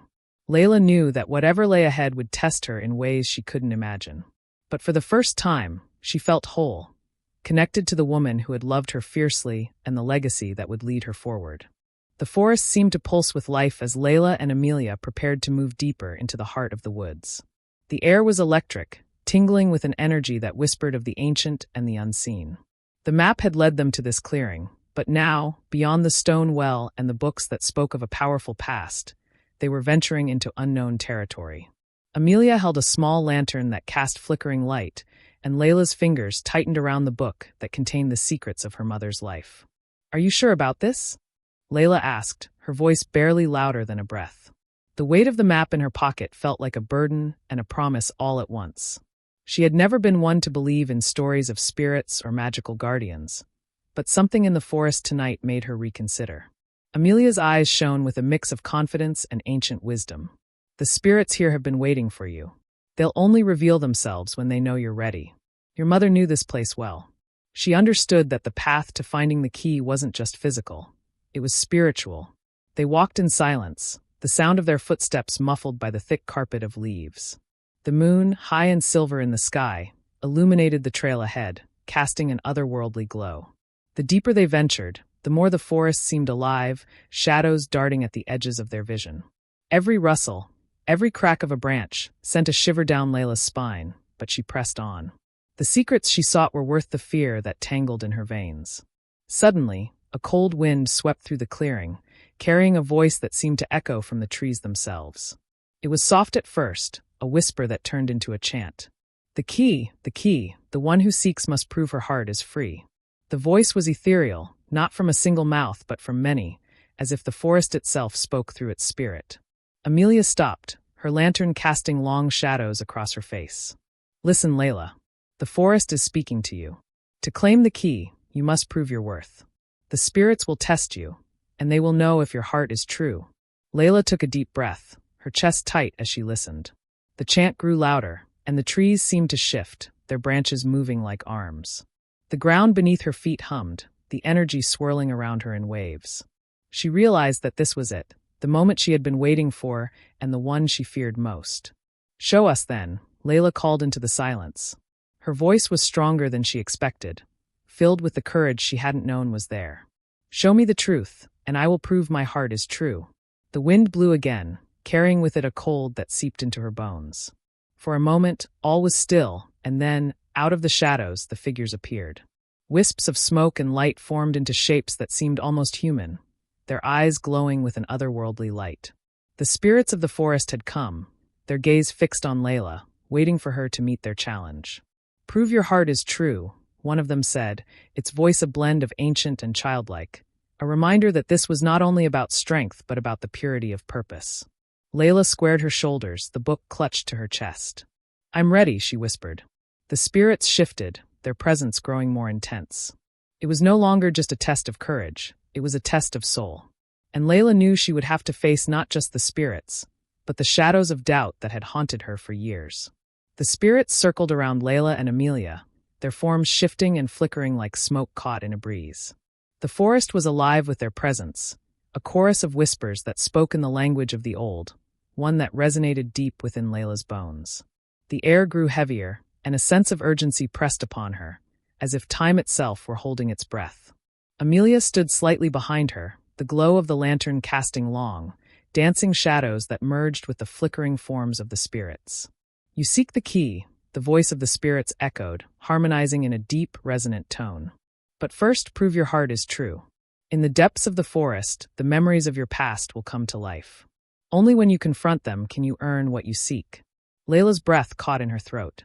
The memories that haunted her were not just of the pain she had endured under her stepmother's cruelty, but of moments that made her doubt herself. Moments when she felt unworthy of love, unworthy of the life she yearned for. The forest around her seemed to shift, the shadows deepening as the spirit's chant grew louder, more insistent. The ground trembled beneath her feet, and then, before her, an image began to form. It was a vision, vivid and painful. A younger version of herself, curled up on the cold floor of her bedroom, tears streaming down her cheeks as her stepmother's voice shrieked through the hallway. The scene shifted, and now she was standing in the garden, the sun above her, her mother's voice calling out softly. "Remember, Layla, the greatest strength lies within you. Never forget who you are." Tears welled in Layla's eyes, but she stood firm, her hands shaking as she wiped them away. The memories tested her, poked at old wounds, but beneath the ache, a fire began to burn. The forest seemed to sense it, the spirits drawing closer as if they, too, were waiting for the realization to take hold. "I am more than what they tried to make me believe," Layla whispered, the conviction in her voice growing with each word. "I am not defined by the darkness, but by the light I carry within." The spirits paused, their glow brighter, their shapes sharpening. One spirit, tall and noble with eyes like the river, stepped forward. Its voice was deep and resonant, the sound like the rustle of leaves and the crash of waves. You have faced the shadows of your heart, Layla. Now you must reach beyond them. A sudden warmth enveloped her, flowing through her like a river of light. The pain ebbed, replaced by an unfamiliar strength. Layla felt the power of her mother's legacy, the stories she'd read in the old book now coursing through her veins. The key was not a tangible object, but the realization that she had always held the power to overcome, to love, and to be loved. With newfound determination, Layla reached out her hand, and the spirits bowed, the forest erupting in a symphony of rustling leaves and the sound of the river's song. "You have proven your heart is true," the noble spirit said, stepping back and revealing a hidden path, a glistening trail of light that led deeper into the forest. Amelia's smile was full of pride as she reached for Layla's hand. "Come, it's time to claim your future." As they walked forward, the shadows of the past fell behind them, replaced by the golden light of a new dawn. Layla's heart was steady, her purpose clear. This was only the beginning of a journey that would define not just who she was, but the legacy she would leave behind. The path through the forest was no longer dark and foreboding. It shimmered with an otherworldly glow, a silvery light that illuminated the way ahead. The air was warmer, filled with the scent of wildflowers and the faint, sweet hum of ancient magic. Layla could feel the change in the atmosphere, the shift from a place of memory and sorrow to one of renewal and promise. Beside her, Amelia walked with a quiet confidence, her gaze forward, knowing that this was the culmination of a journey long awaited. The light led them deeper, to a place where the trees arched high above, their branches intertwining to create a cathedral of leaves and sky. The floor was covered with soft moss and delicate white flowers that glistened as if kissed by dew. It felt as if time had paused, holding its breath, as they ventured forward. The spirits that had guided them faded into the background, their whispers now a gentle murmur in the wind. Layla's heart raced as they reached the center of the glade. There, before them, stood an altar made of stone and ivy, ancient runes carved into its surface. The runes glowed with a subtle, golden light that pulsed in time with her heartbeat. This was where the key would be revealed, where the legacy she had longed to understand would finally be set before her. "Be ready, Layla," Amelia said softly, placing a reassuring hand on her shoulder. "This is the final trial. The key will show itself, but you must accept it with all that you are." Layla stepped forward, her breath steady but her heart pounding. She reached out, her fingers brushing the smooth surface of the altar. The runes flared to life, sending waves of warmth through her body. A voice echoed in her mind, the voice of her mother, tender and resolute. "You have always carried the light within you. Let it guide you now." Suddenly, a soft, golden light shimmered and formed into a shape, a delicate pendant that hung in the air, its design intricate and beautiful. It was a key unlike any she had seen before, crafted from a metal that gleamed with an otherworldly sheen. At its center was a stone that shimmered like the surface of a river under moonlight, and within it, she could see the faintest image of her mother's face, serene and proud. Layla reached out and took the key, its weight grounding her. The moment she held it, a sense of completeness washed over her, as if every step she had taken, every shadow she had faced, had led her to this point. The key was more than just an object. It was a symbol of courage, love, and resilience. Amelia's eyes sparkled with unshed tears as she watched Layla. "You've done it. You found it." Layla looked up at her, the key clutched tightly in her hand. "It's not just about finding the key," she said, her voice strong and steady. "It's about understanding who I am and where I come from. And now, I'm ready to use it, to protect, to heal, and to carry on my mother's legacy." The wind shifted, and for the first time, the forest felt like a friend rather than a mystery. A new chapter had begun, one where Layla would step into the story her mother had started and write the future she had always dreamed of. The light from the pendant shone brightly, illuminating the path back home. But this time, the journey felt less like an ending and more like the start of a beautiful new beginning. Layla's fingers traced the edges of the key, now secured around her neck by a delicate silver chain. The golden light that had shone from the pendant had faded, but its warmth lingered against her skin, a constant reminder of her mother's legacy and the path she was now bound to follow. As she and Amelia retraced their steps through the forest, the landscape seemed transformed. The trees no longer whispered warnings. Instead, they stood tall and dignified, their leaves rustling in approval. The spirits, too, had vanished, leaving only the memory of their guidance and the resolve they had sparked within her. The way back to the village was bathed in the soft glow of dawn, the horizon painted in hues of pink and gold. Birds sang their morning songs, a chorus of hope that lifted Layla's spirit. The weight of what she carried was both a burden and a blessing, a promise of strength and the legacy she needed to protect. As they neared the edge of the woods, Layla's mind raced with the realization that her journey was far from over. "We should be cautious," Amelia whispered, her voice low and steady. "The forces that seek to claim the key for themselves won't rest until they have it." Layla nodded, her heart pounding at the thought. She had glimpsed the danger when reading her mother's story, understood the stakes, but now it felt very real. The key was a beacon of power that could tip the balance between light and dark, and those who lurked in the shadows were already aware of its return. As they stepped into the clearing at the edge of the forest, a familiar figure emerged from the trees. It was a man draped in dark, flowing robes, his face hidden beneath the hood. A shiver of recognition passed through Layla's veins, but she held her ground. The man's presence was like a storm brewing on the horizon, a reminder that the balance she hoped to protect was delicate and could shift in an instant. "Ah, you found it," the figure said, his voice smooth as silk but edged with danger. "The guardian of the key has returned, but do you truly understand what you hold, child?" Layla's grip on the pendant tightened, the stone warm beneath her fingers. "I know what I must do," she said, her voice unwavering. "And I won't let anyone take it from me." The man laughed, a cold, chilling sound that seemed to reverberate through the clearing. "You may have the key, but you lack the knowledge of its true power. You're playing a game that's been centuries in the making. You're out of your depth, little one." Amelia stepped forward, her lantern held high. "And you underestimate the strength of those who fight for what is right."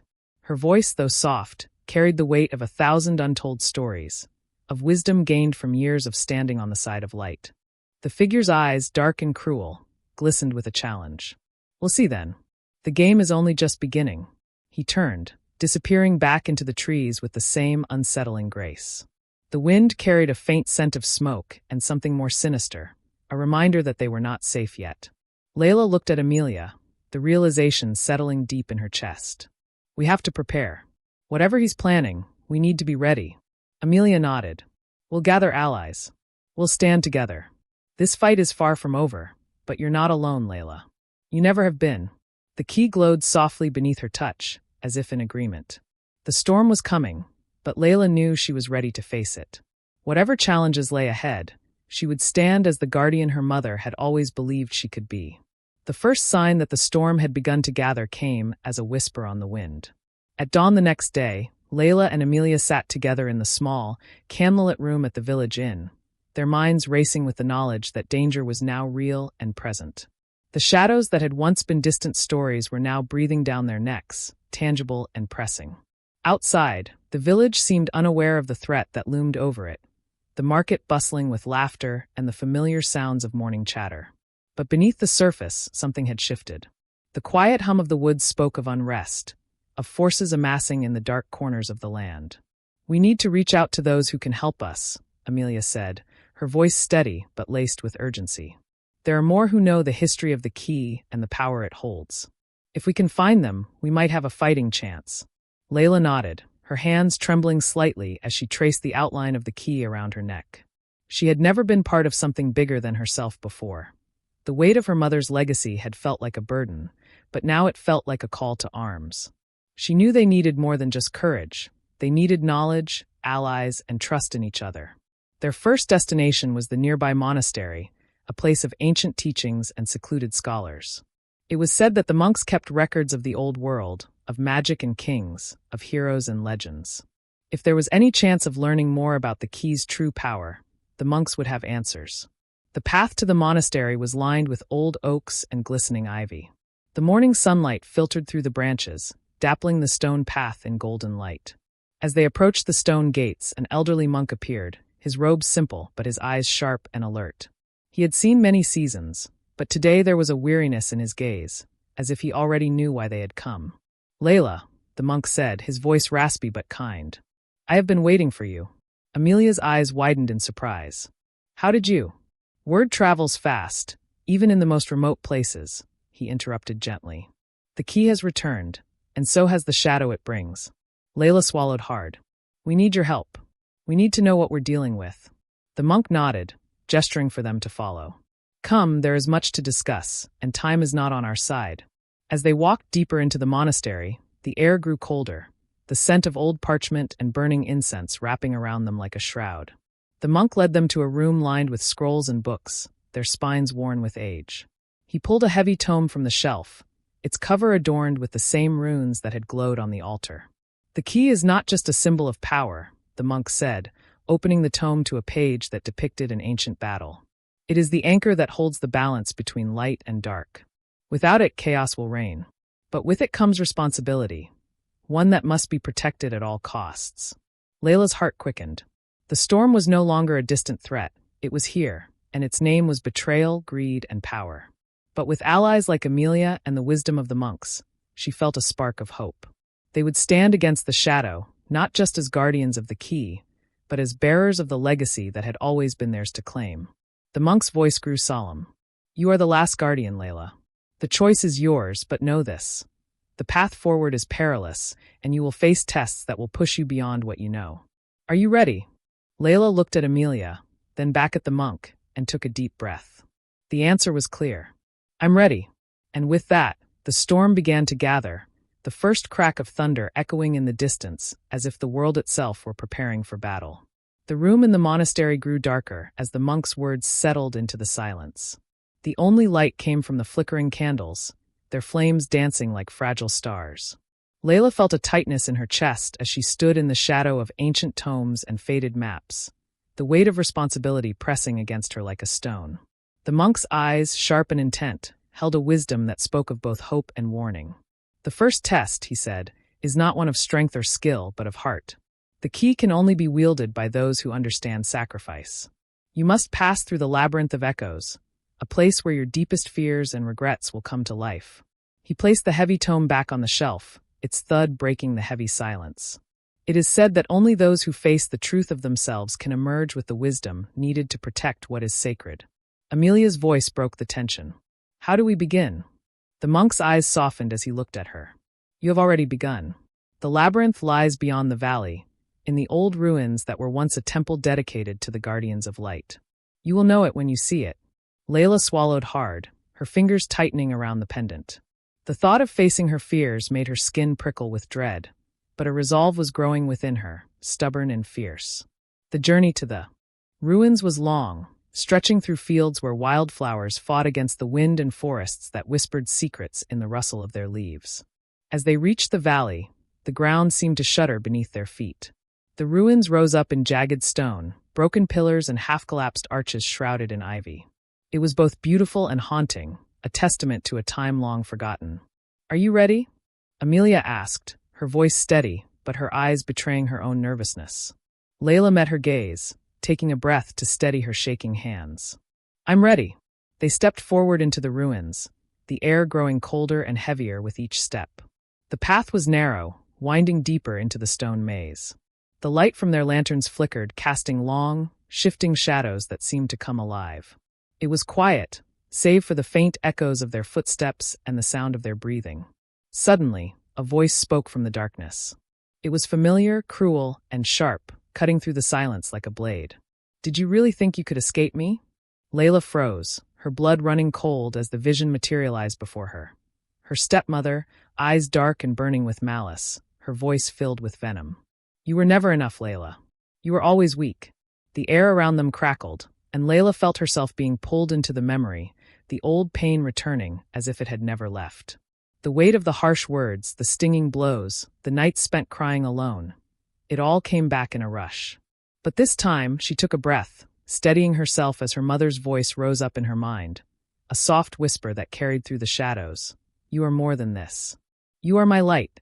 The vision of her stepmother shuddered, flickered, and began to fade. Layla stepped forward, eyes blazing with newfound determination. I am more. I am not defined by your cruelty or by the darkness of my past. The labyrinth shivered with a deep, rumbling sound, as if in recognition. The echoes of her mother's words resonated, and the path ahead began to clear. The first test was not just a confrontation with her deepest fears. It was the act of remembering who she truly was and refusing to let the past hold her captive any longer. Amelia stepped forward, her voice strong. You did it, Layla. Now let's move forward. There are more trials ahead, but we will face them together. Layla nodded, the key warm against her chest as if it, too, were alive with hope. The labyrinth, once a place of torment, now felt like a path to freedom. The labyrinth's narrow stone paths wound ahead, twisting and turning like the branches of an ancient tree. The air was thick, and every step felt as though it carried a weight of its own. The light from the lanterns cast long, jagged shadows that seemed to stretch toward them, moving as if they had a life of their own. Layla felt the tension in her chest tighten with every passing moment. The first trial had been overcome, but she knew there would be more to face before they reached the final challenge.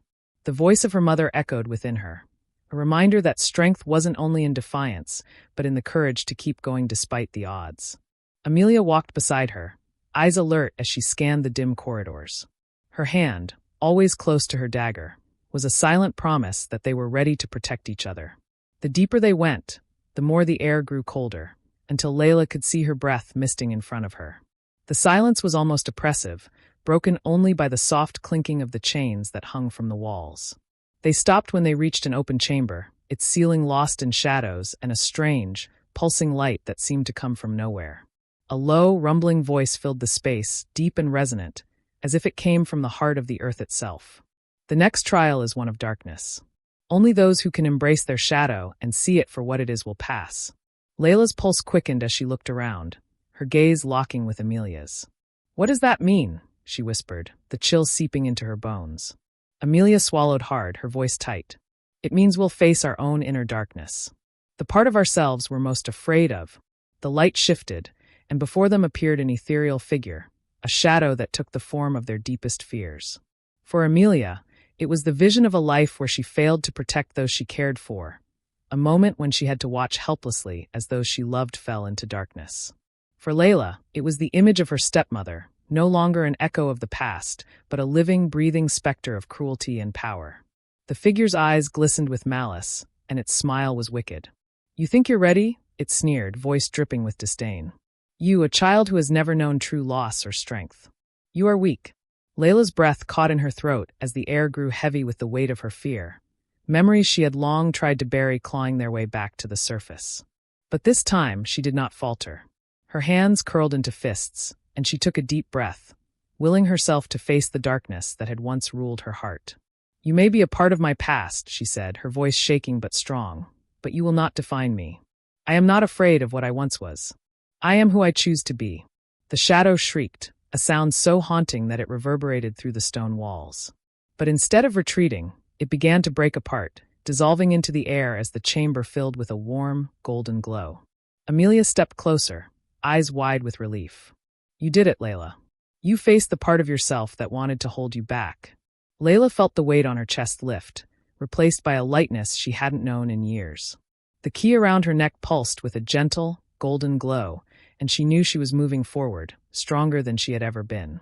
Only one more trial, she whispered, and the shadows that had once seemed so threatening no longer held any power over her. They were no longer the fear. They were the path to victory. The golden glow that had filled the chamber began to dim as the echoes of their victory faded.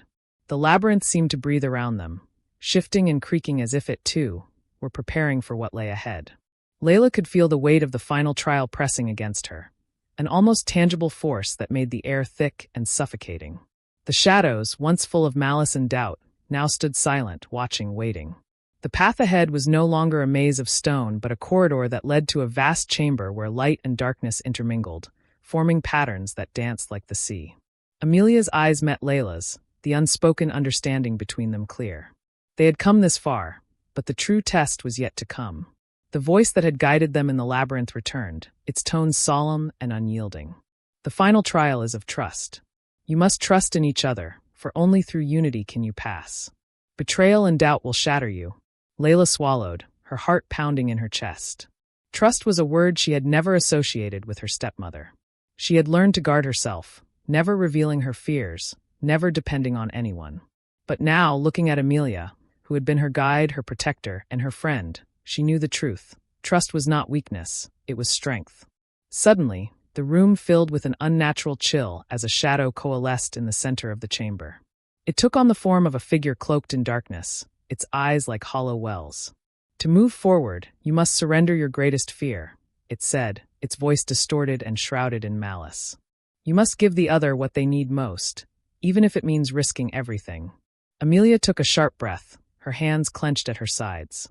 "We have already faced our fears. What more do you want from us?" The shadow's lips curled into a wicked smile. "You must trust one another with your greatest weakness. Only then will the path be revealed." Layla glanced at Amelia, who stood tall despite the fear that trembled in her eyes. Layla knew she could not let this moment slip away.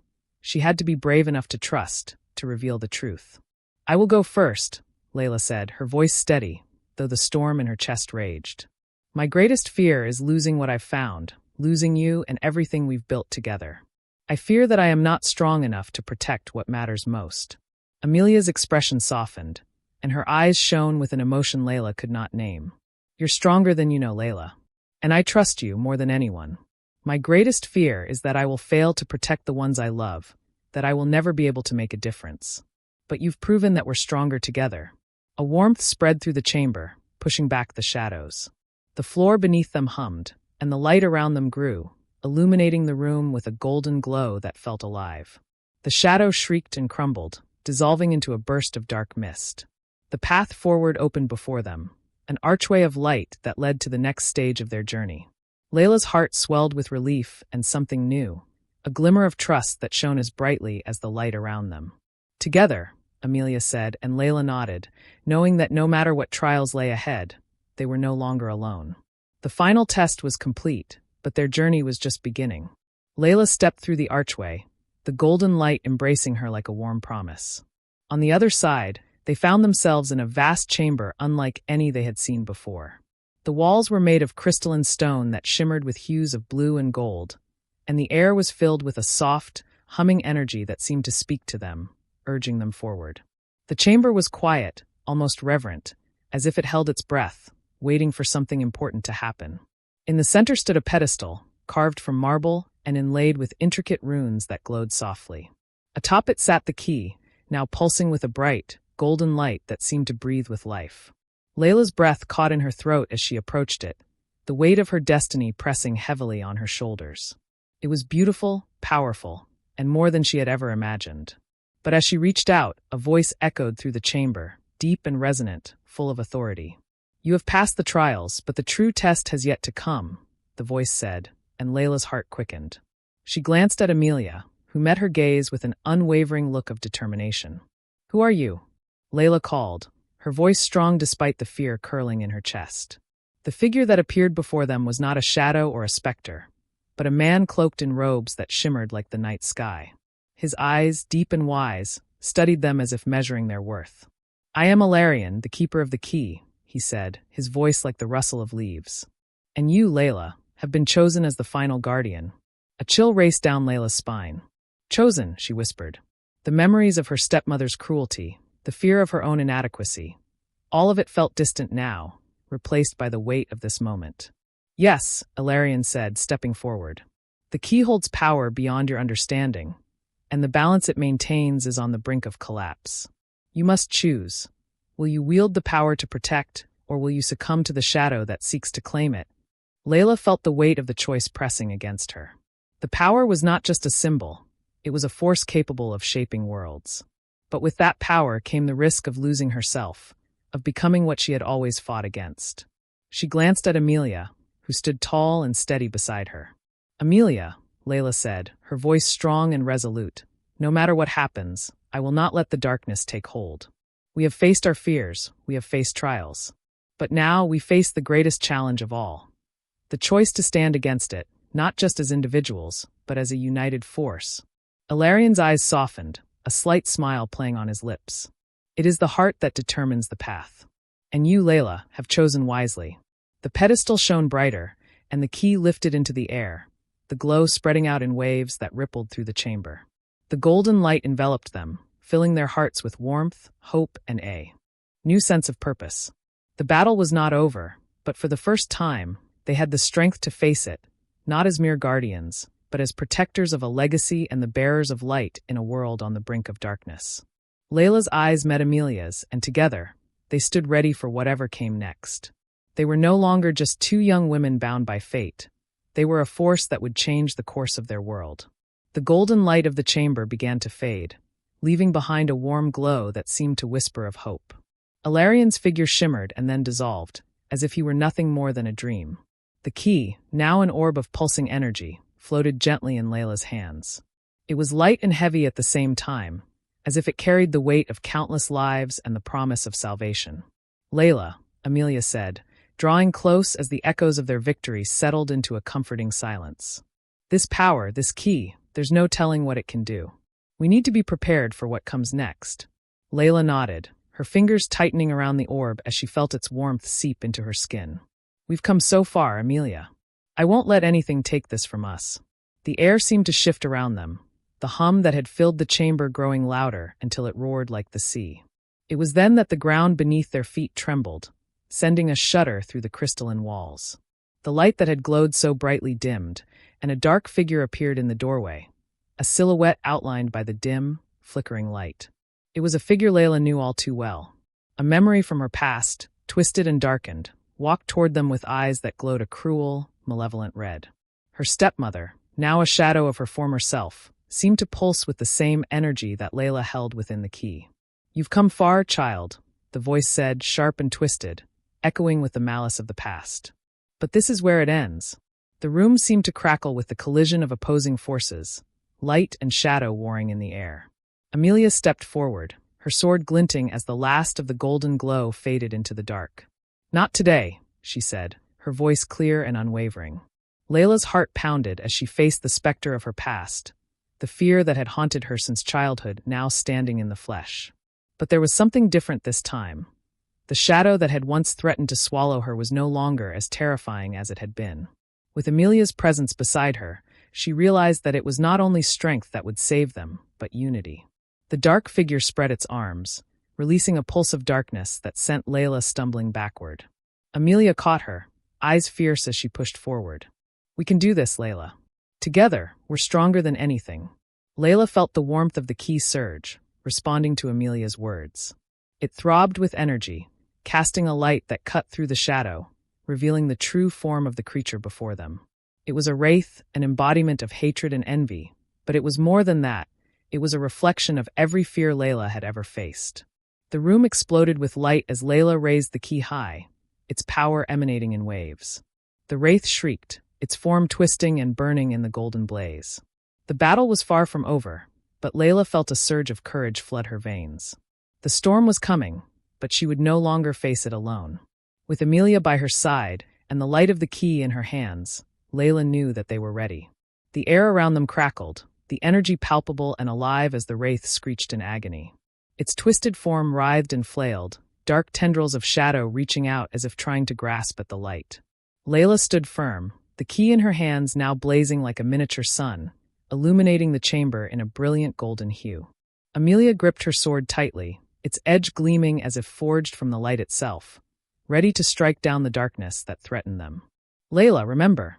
Amelia shouted, her voice cutting through the chaos. "The key's power is strongest when we believe in each other. Don't let the darkness make you doubt yourself." Layla's heart clenched at the words. It was true, doubt was the wraith's greatest weapon, the one that had kept her in chains for so long. But now, with Amelia beside her, with the power of the key coursing through her, there was no room for doubt. The wraith lunged, the chamber darkening as it pushed forward. Layla steadied herself, gripping the key tighter. The room shuddered with the impact, and for a moment the light dimmed, leaving them in a space where only shadows seemed to exist. Amelia lunged forward, swinging her sword in a precise arc that cut through the tendrils, creating a path for Layla to move. "Trust yourself," Amelia called, her voice fierce as the room flared back to life with golden light. Layla took a deep breath, the pulse of the key growing stronger as she raised it high. The wraith faltered, shrieking in pain as the light enveloped it, burning away the darkness. The sound was deafening, a chorus of anguish and defeat that shook the foundations of the chamber. The battle was reaching its climax, and the air was thick with the scent of smoke and ash. The shadow that had threatened to consume her shattered, its essence dissolving into an unearthly mist that scattered into nothingness. The golden glow that had emanated from the key expanded, filling the space with warmth, light, and a sense of triumph. The room fell silent, the echoes of their victory lingering like a breath held at the edge of a new dawn. Layla fell to her knees, the weight of exhaustion settling over her like a heavy blanket. Amelia was by her side in an instant, her hand on Layla's shoulder, grounding her. "We did it," Layla whispered, tears streaming down her face. Amelia's smile was triumphant, her eyes reflecting the victory they had fought so hard for. "We did. But this isn't the end. The key is only the beginning. We have the power to shape the future now, and we have to be ready." Layla looked up, the light of the key still glowing softly in her palm, casting a radiant glow that seemed to promise a new chapter. They had faced the darkness and emerged victorious, but beyond the chamber, the world awaited them, changed, uncertain, but full of possibilities. And with Amelia by her side, and the key as a beacon of hope, Layla knew they were ready to meet whatever challenges lay ahead. As the echoes of the battle faded into the stillness, Layla took a deep breath, feeling the exhaustion seep into her bones. The chamber that had witnessed their triumph now seemed peaceful, the crystalline walls casting gentle ripples of light across the floor. Amelia knelt beside her, her eyes full of pride and relief, a smile playing on her lips. The weight of their journey was finally beginning to settle into something that resembled peace. "Look at you," Amelia said softly, her voice tender. "You've come so far. I never doubted for a moment you had it in you." Layla managed a small, grateful smile, her heart swelling at Amelia's words. She reached out, her fingers brushing against Amelia's, feeling the connection between them. They were more than just allies now. They were friends, sisters in arms, bound by the trials they had faced and the strength they had found in each other. But even as the chamber radiated a soft glow, Layla's mind was not at rest. The power of the key still pulsed in her hand, warm and alive, and with it came the weight of responsibility.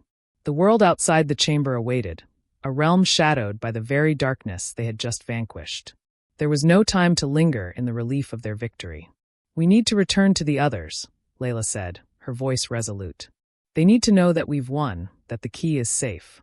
But more than that, we need to be ready for what comes next." Amelia nodded, her eyes shining with a mix of exhaustion and determination. "We will be. This is only the beginning. The key's power isn't just for us, it's for everyone. We have to protect it, keep it from falling into the wrong hands." Layla's heart tightened as she remembered the shadowy figure that had once been her stepmother. Though she was gone, the scars she had left behind were still raw, and the fear that had once haunted her still lingered. But now, she felt a flicker of resolve, a fire that would not be snuffed out by doubt or darkness. "Let's go," Layla said, standing and holding the key tightly. The light it emitted shifted from a blinding gold to a steady, warm glow, as if affirming her words. The two women exchanged one last look, the unspoken promise hanging between them. They would face whatever came next together. As they left the chamber, the echoes of the past whispered behind them, fading into the silence of a world that was slowly healing. Ahead of them lay a future that was no longer defined by fear, but by hope. And for the first time in a long while, Layla felt that hope was not just a fleeting dream. It was a reality that she was ready to embrace. The journey back to the kingdom was quiet, the kind of silence that spoke louder than words. The landscape had changed since Layla had last set foot beyond the chamber. The once vibrant meadows now seemed dulled, as if the darkness they had battled had seeped into the earth itself. Amelia walked beside Layla, her steps purposeful, eyes ever watchful. They knew that even with their victory, the battle was far from over. The sun was beginning to dip below the horizon, casting long shadows over the landscape. The sky was painted with shades of orange and purple, a stark contrast to the unease that coiled around them like a storm. Layla's thoughts swirled as she clutched the key, its light pulsing gently in the growing twilight. She felt its weight, not just in her hands but in her very soul, an unspoken promise of power, responsibility, and the unknown future that lay ahead. "Do you think they'll believe us?" Layla finally asked, breaking the silence. Her voice was soft, almost tentative. Amelia glanced at her, her expression steady. "They'll have to. And if they don't, we'll make them understand. We have the key, and we have the proof that the darkness can be defeated. It's not just a story anymore, Layla. It's real, and it's our story." A small smile tugged at Layla's lips. The confidence in Amelia's voice was like a balm to her frayed nerves. They had faced impossible odds, and now, with the key in their bond, they had the power to change the world. But that power came with challenges of its own. What if those who sought to control it were more powerful than they had anticipated? The thought sent a shiver down her spine. As they approached the kingdom's gates, the sight of familiar banners and the sounds of life from within seemed comforting, yet daunting.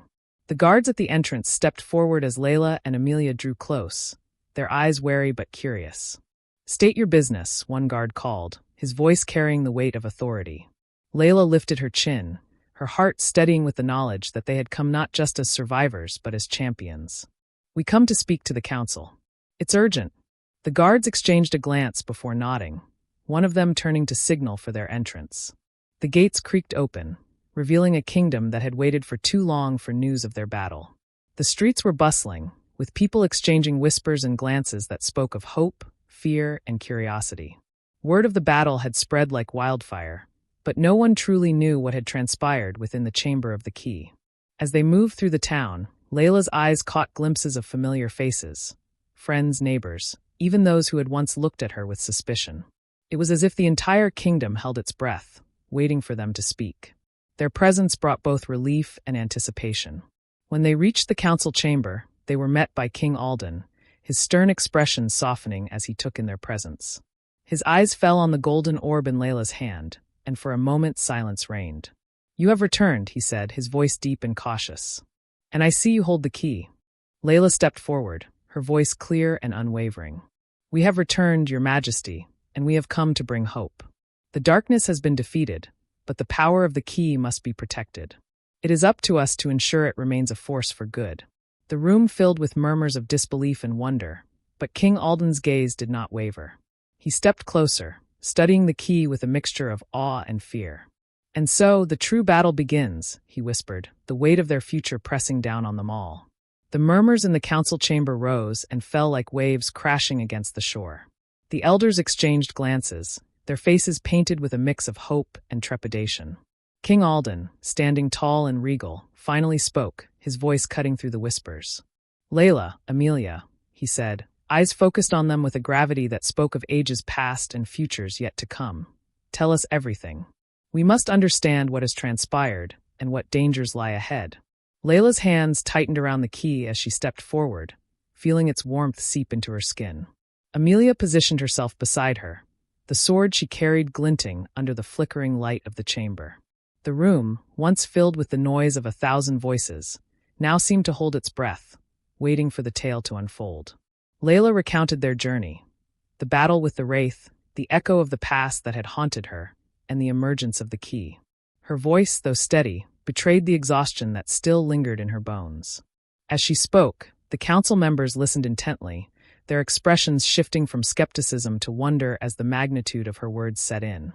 "It was not just the battle in the chamber," Layla continued. "The true fight is keeping the key safe and ensuring it does not fall into the wrong hands.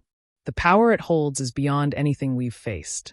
It can create life, mend the broken, but it can also destroy if wielded by those who seek power for the wrong reasons." The air in the room grew tense as the implications of her words settled.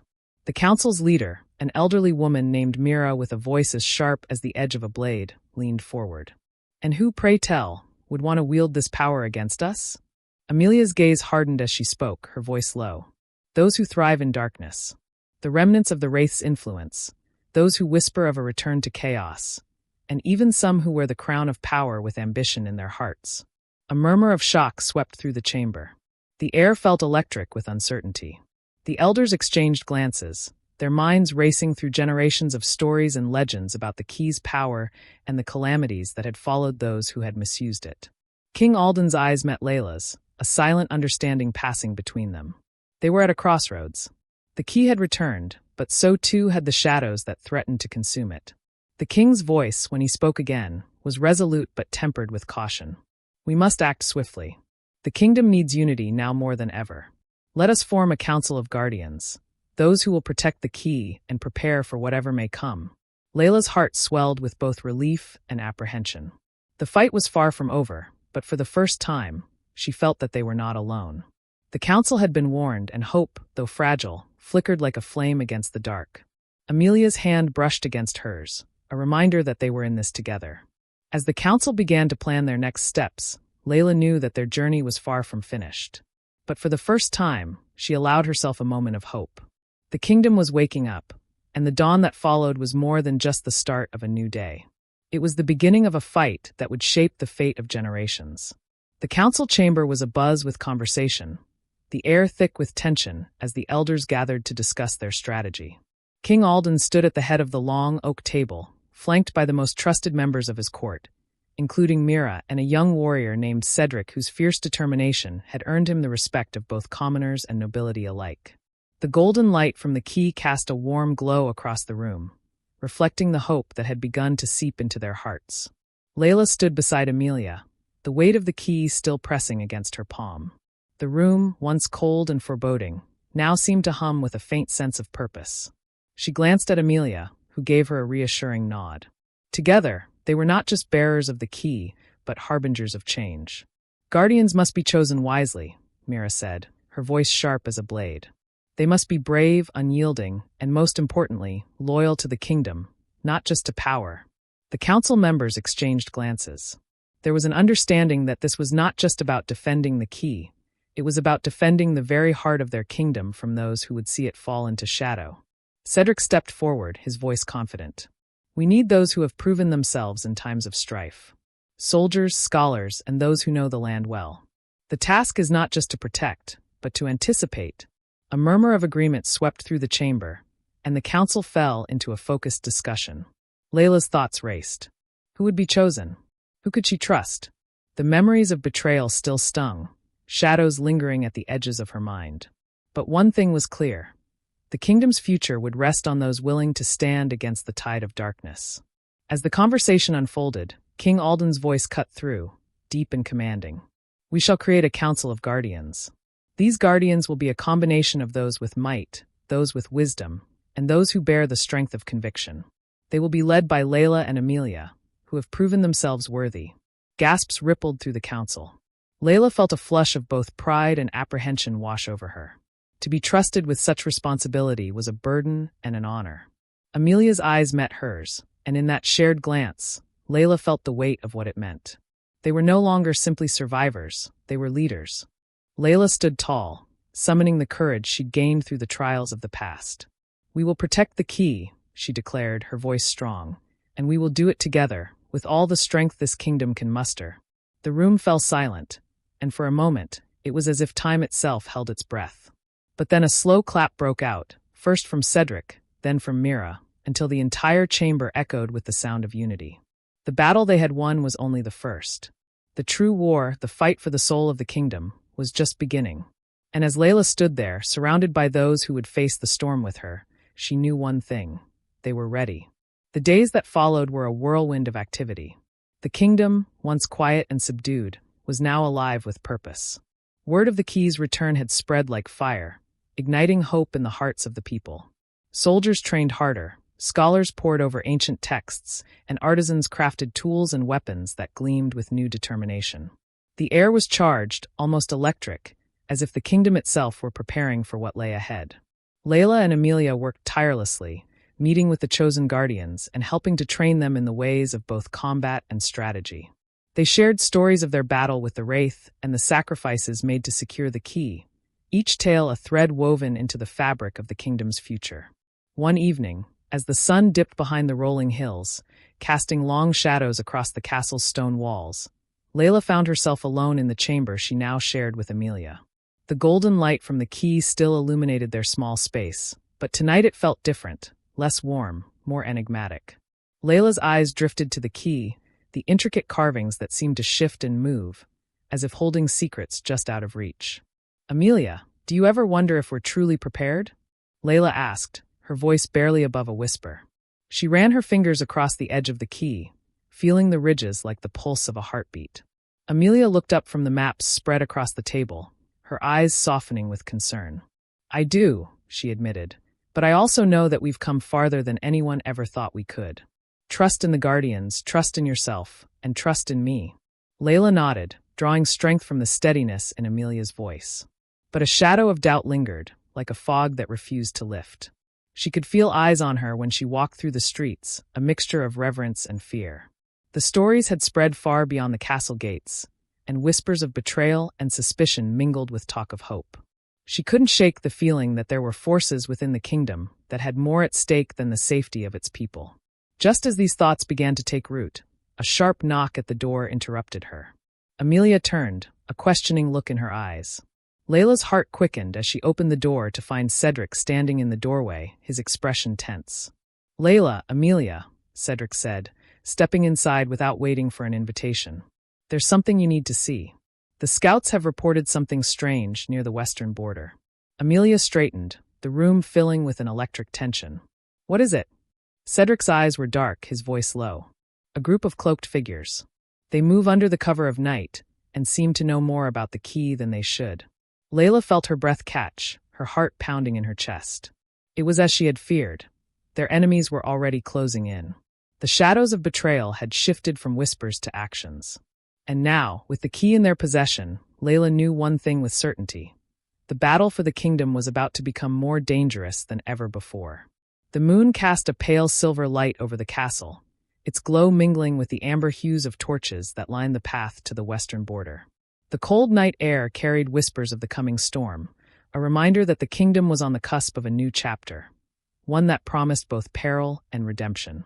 Layla stood on the battlements, her gaze fixed on the horizon. The scouts had returned with urgent news. A cloaked group had been seen moving through the dense forests to the west, their path shrouded in secrecy. Some claimed to have seen glimmers of an unnatural, shifting light, like the shine of the key. It was clear that their enemies were no longer hidden in the shadows. They were gathering, preparing for a confrontation. Amelia joined Layla, her presence a grounding force. The cool night breeze ruffled her dark hair, and her eyes held a determination that spoke of battles fought and won. "We'll be ready," she said, voice low but resolute. "No matter who they are, we'll face them." Layla nodded, feeling the weight of the key around her neck.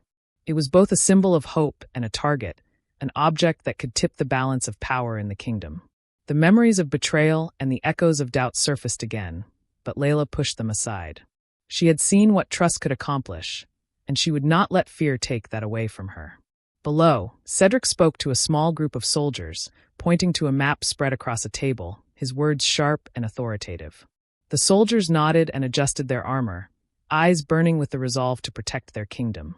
They were the Guardians, a mix of warriors, scholars, and those who had proven themselves in the toughest of trials.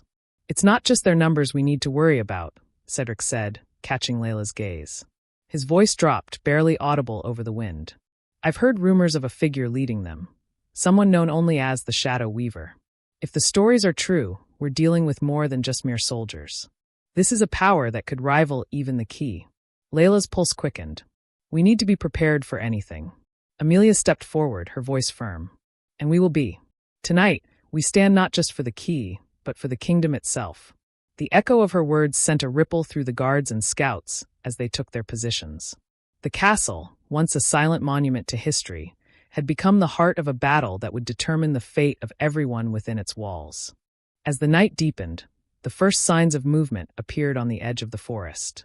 Shadowy figures emerged, their cloaks blending with the night. The flicker of torchlight caught the edge of a blade, and the air grew thick with anticipation. The battle for the kingdom had begun, and Layla knew that the outcome would change everything. The first cry of battle shattered the stillness of the night.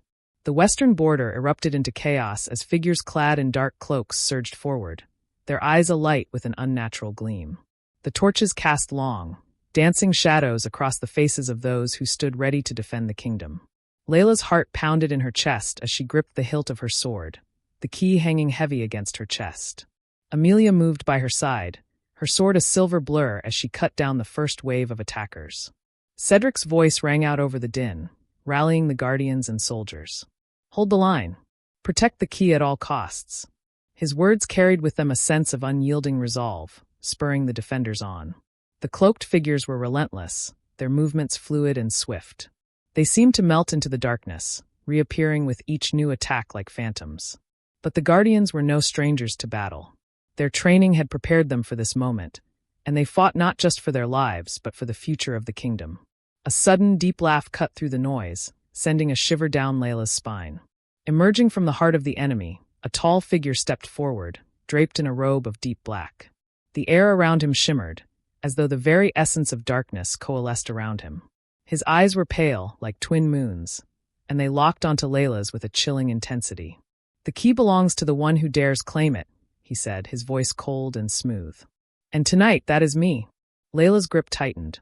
The figure was the Shadow Weaver, the whispered name that had haunted the scouts. This was no ordinary enemy.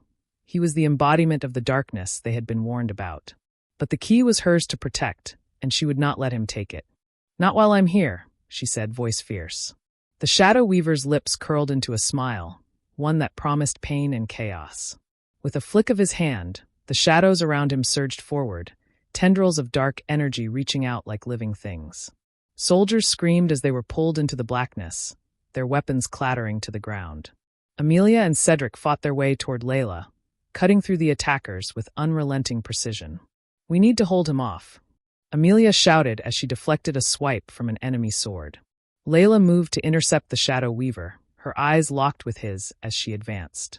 The battle around them seemed to blur, the clashing of steel and cries of warriors fading into the background.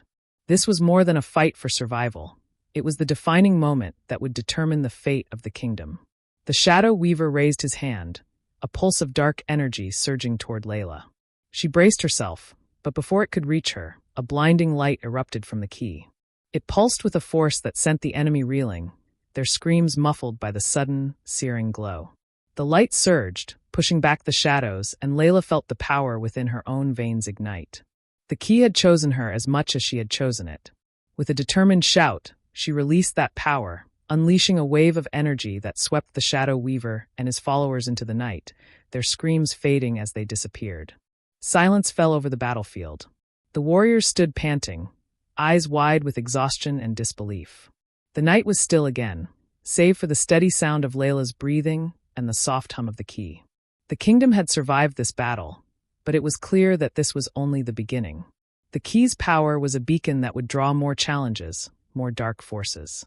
But for now, under the pale light of the moon, Layla knew one thing. They were ready for whatever came next. And as dawn broke, casting its first light across the field, Layla raised her sword, a symbol of hope against the encroaching shadows. The days that followed the battle were filled with both celebration and preparation. The kingdom, battered but unbroken, came together in the wake of their victory. The stories of Layla, Amelia, Cedric, and the other guardians spread through the towns and villages, inspiring hope in every heart. Songs were composed, and fires burned bright as people gathered to remember those they had lost and to honor those who stood against the darkness. Layla stood at the edge of the castle balcony, looking out over the kingdom she had fought so hard to protect. The key hung around her neck, now a symbol of unity, its glow a soft pulse that mirrored the peace that had returned. The forest to the west, once a place of fear and uncertainty, now stood as a reminder of their strength and resilience. Amelia joined her, her expression one of quiet satisfaction. "We've come far," she said, eyes meeting Layla's. "But this is only the beginning." Layla nodded, feeling a resolve that was stronger than ever. The battle had revealed something crucial to her. The true strength of the kingdom lay not just in the power of the key, but in the bonds that tied them together. Trust, loyalty, and sacrifice were the real weapons that would guard them against any darkness that threatened to rise. The Shadow Weaver's defeat was only the first test, and while his followers had scattered, rumors of dark forces still lingered like storm clouds on the horizon. But Layla knew that whatever challenges came next, they would face them united. The kingdom was no longer just a realm of kings and castles. It was a realm of people, each willing to stand together and defend the light. Cedric had returned to his post, now the captain of the Guardians, and reports from the scouts spoke of hopeful signs. Communities that had once been isolated now traded with one another, and travelers journeyed without fear, their songs and stories crossing borders.